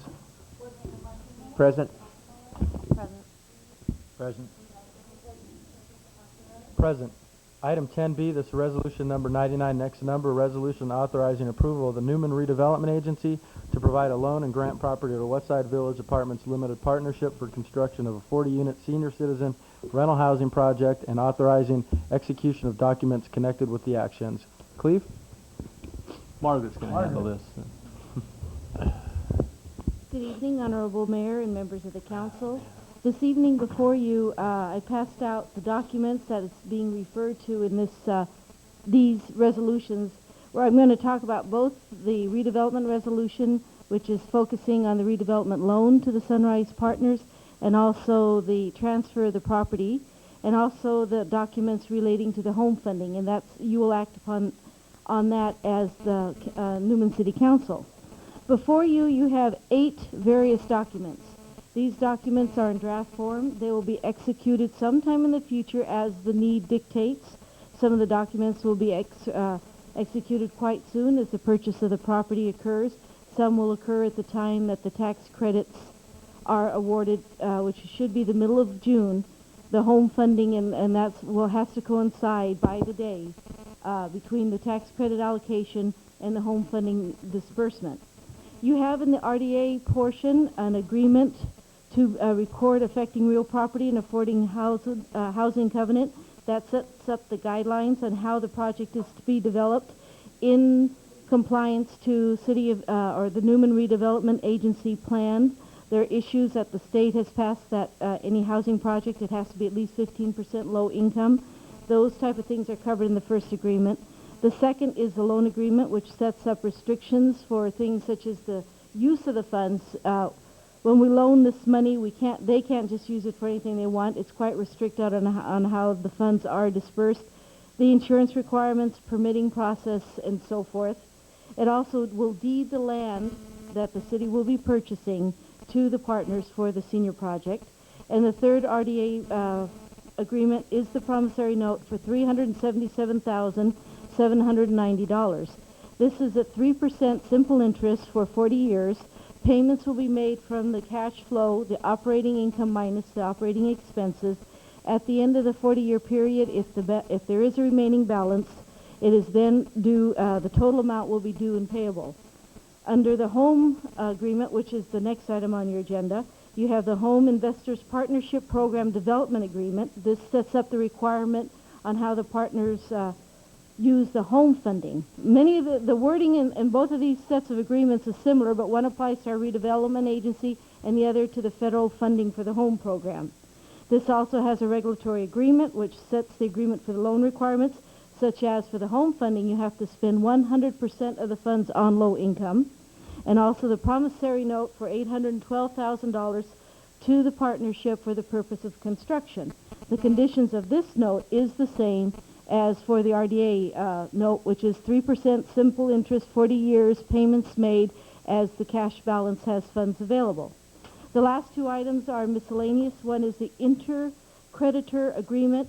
There are several creditors involved in this project, and it needs to be clear between the city, between the redevelopment agency, between Bank of America, and other funding sources, our relationship. And the last agreement is a subordination agreement. It establishes the priority, which will be placing the lien on the property. The first in line is Bank of America. They're the ones who are issuing the revenue bonds. The second will be the redevelopment agency.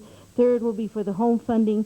And the fourth is the affordable housing program, which is set up like a loan, but it is actually a grant provided that the partnership complies with the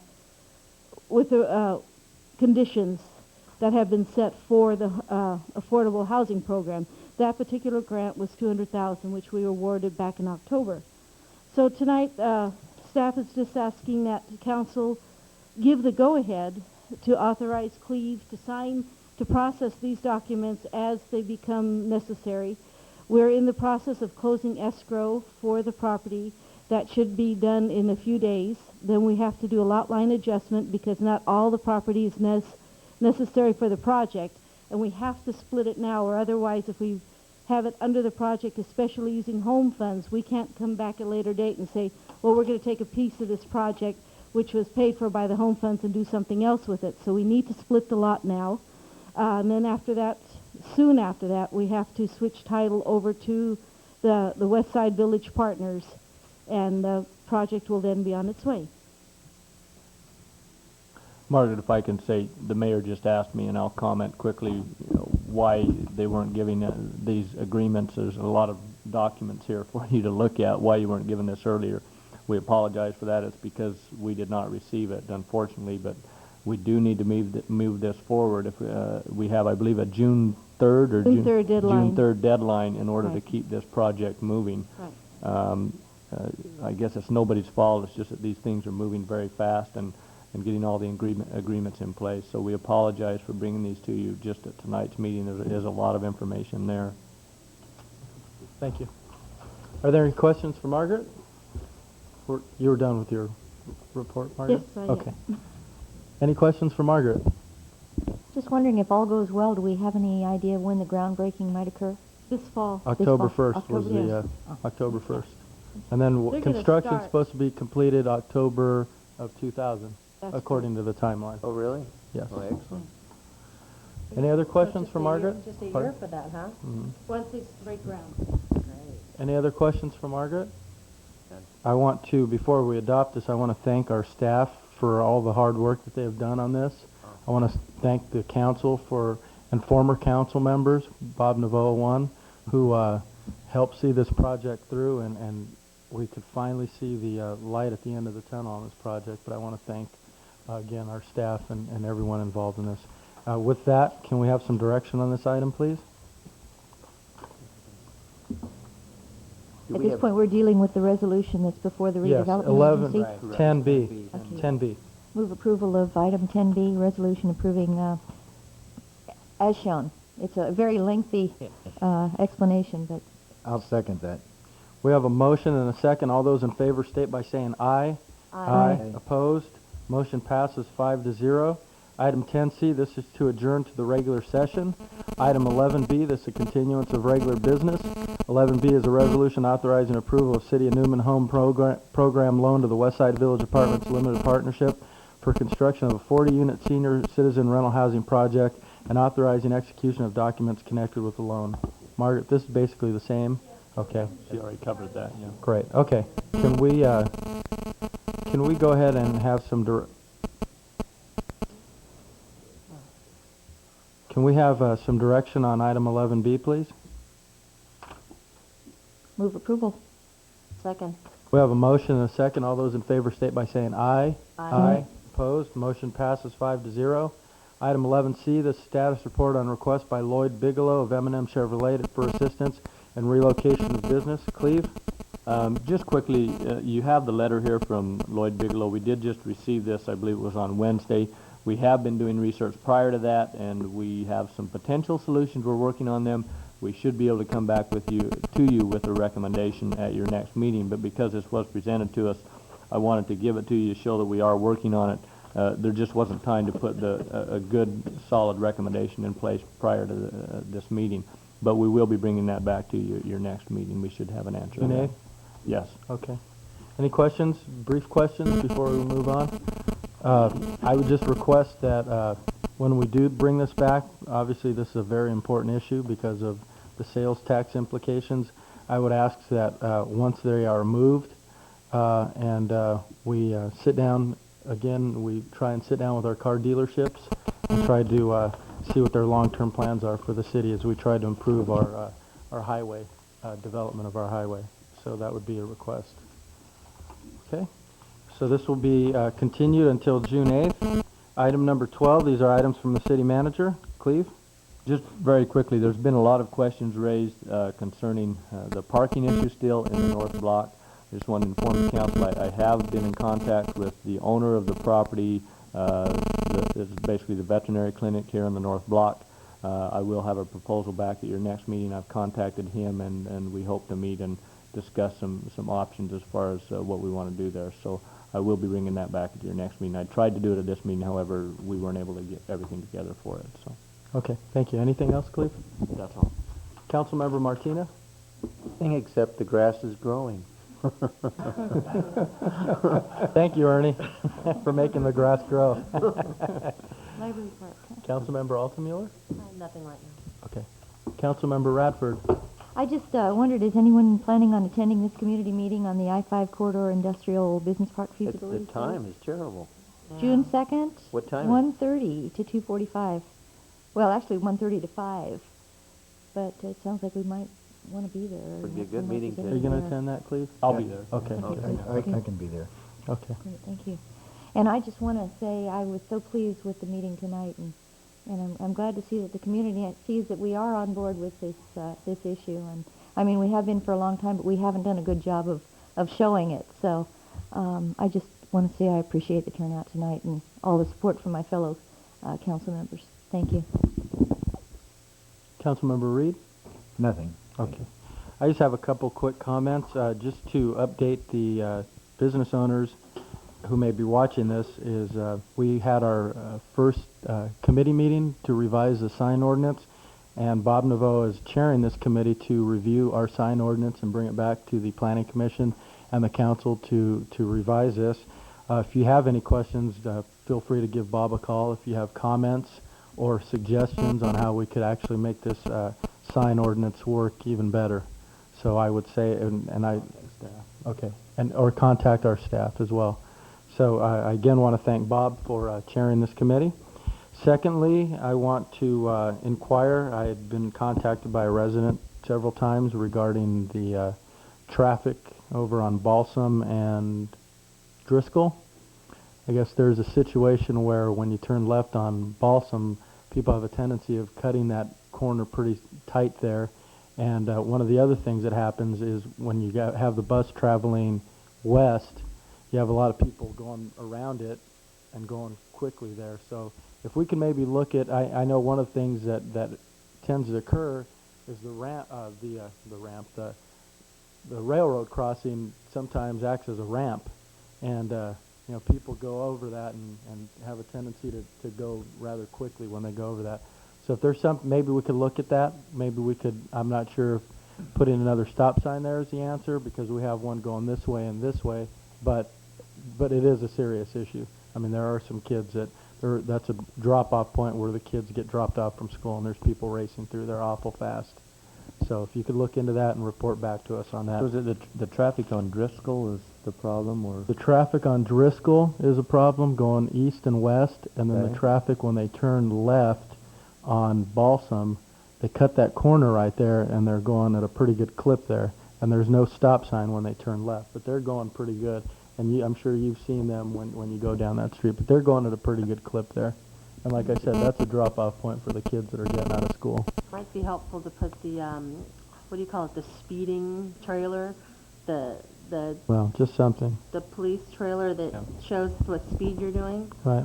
We've had it on Driscoll now. Okay. One area was, I know we recently last week had it on Balsam. Right. Right. Yeah. Down on Balsam. Right. We could put that Yeah. out. Yeah. Just if we could bring that back and address it. Like I said, I've gotten numerous calls on that. The last thing I wanted to address, and this is actually something that we had brought up at the sign meeting, actually, when we were talking about the 4 feet of right-of-way that the city still needs for people to walk by there. One of the problems, and everybody has noticed this who's ever been downtown, is you've got a situation where you've got kids that are on skateboards, you've got kids that are on bikes, and they're knocking people over. And, you know, we're trying to allow our businesses to put their merchandise out there for sale, and it's nearly impossible for them to conduct business when you've got people out there. I know we've got those little markings down there that say no sidewalks or skateboards, but I want to see us go further on that. I want to see us order some signs on the various blocks that say no sidewalks or no riding on the sidewalks or skateboarding or riding the bikes on the sidewalks.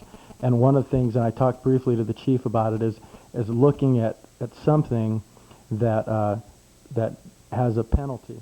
And at some point, what I'd like to see us do is make the parents responsible, whether it's picking up the bikes from these kids when they continually do this, but just something that's in place that has some enforcement to let these kids know that we're not going to stand for that. We don't want our citizens getting knocked over, and we want to be able to have a conducive business climate for our businesses in town. If you'd like to come back with a staff report on that and some suggestions, then I would be more than happy to have you come back at the June 8th meeting. But at the very least, I want some signs on the downtown, on the blocks downtown. Okay? Thank you. I did actually, you refreshed my memory. I was talking to a citizen over on Sandy Creek last Saturday at their garage sale, and they live right at where the corner turns into Sandy Creek, and their house is right there in that area. And the problem that they're having there, and some of the other neighbors around there, is that people, I guess, are barreling down there and just taking that corner again, with a lot of children being out there. And I did observe a lot of kids over there that day, and they're just afraid that those kids are going to get hit because the people just really fly down there.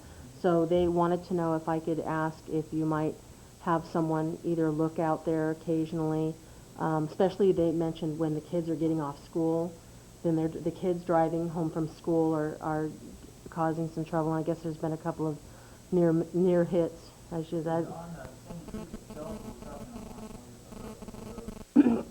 It's on Sandy Creek. It's not on Upper Road. It's on Sandy Creek. When you make the left turn from Upper Road, you go left on Sandy Creek, and then you make that turn. It's like a little L-shaped turn. Yeah. And they, I told them that, I would bring it up and, see what we could look at to find out to slow those people down there. Okay. And one of the things I'm sorry, go ahead, Sheila. I do have a traffic issue as well. At the end of Driscoll, where Hills Ferry comes, you come around the curve on Hills Ferry, some of those cars are barreling through there. And I know it's a 35-mile-an-hour zone 25. up to a certain point. 35 as you're coming out of town. But they pick up speed from Canal School. And, I mean, they're barreling. Sometimes, I think they're going 70 or 80. So cars coming out on Driscoll are really, you can't see when you pull out. And so you're trying to make a turn onto Hills Ferry going toward, it would be a left-hand turn. And you just hope and pray there's nobody barreling around the corner. So if we could put a little bit more, okay. We'll watch for them. Okay. Thank you very much, Mike. Appreciate it. Okay, well, if there are no further questions, I'd like to ask if we could have a motion to adjourn. I'll make a motion, we adjourn. Second. All those in favor state by saying aye. Aye. Opposed? Meeting adjourned.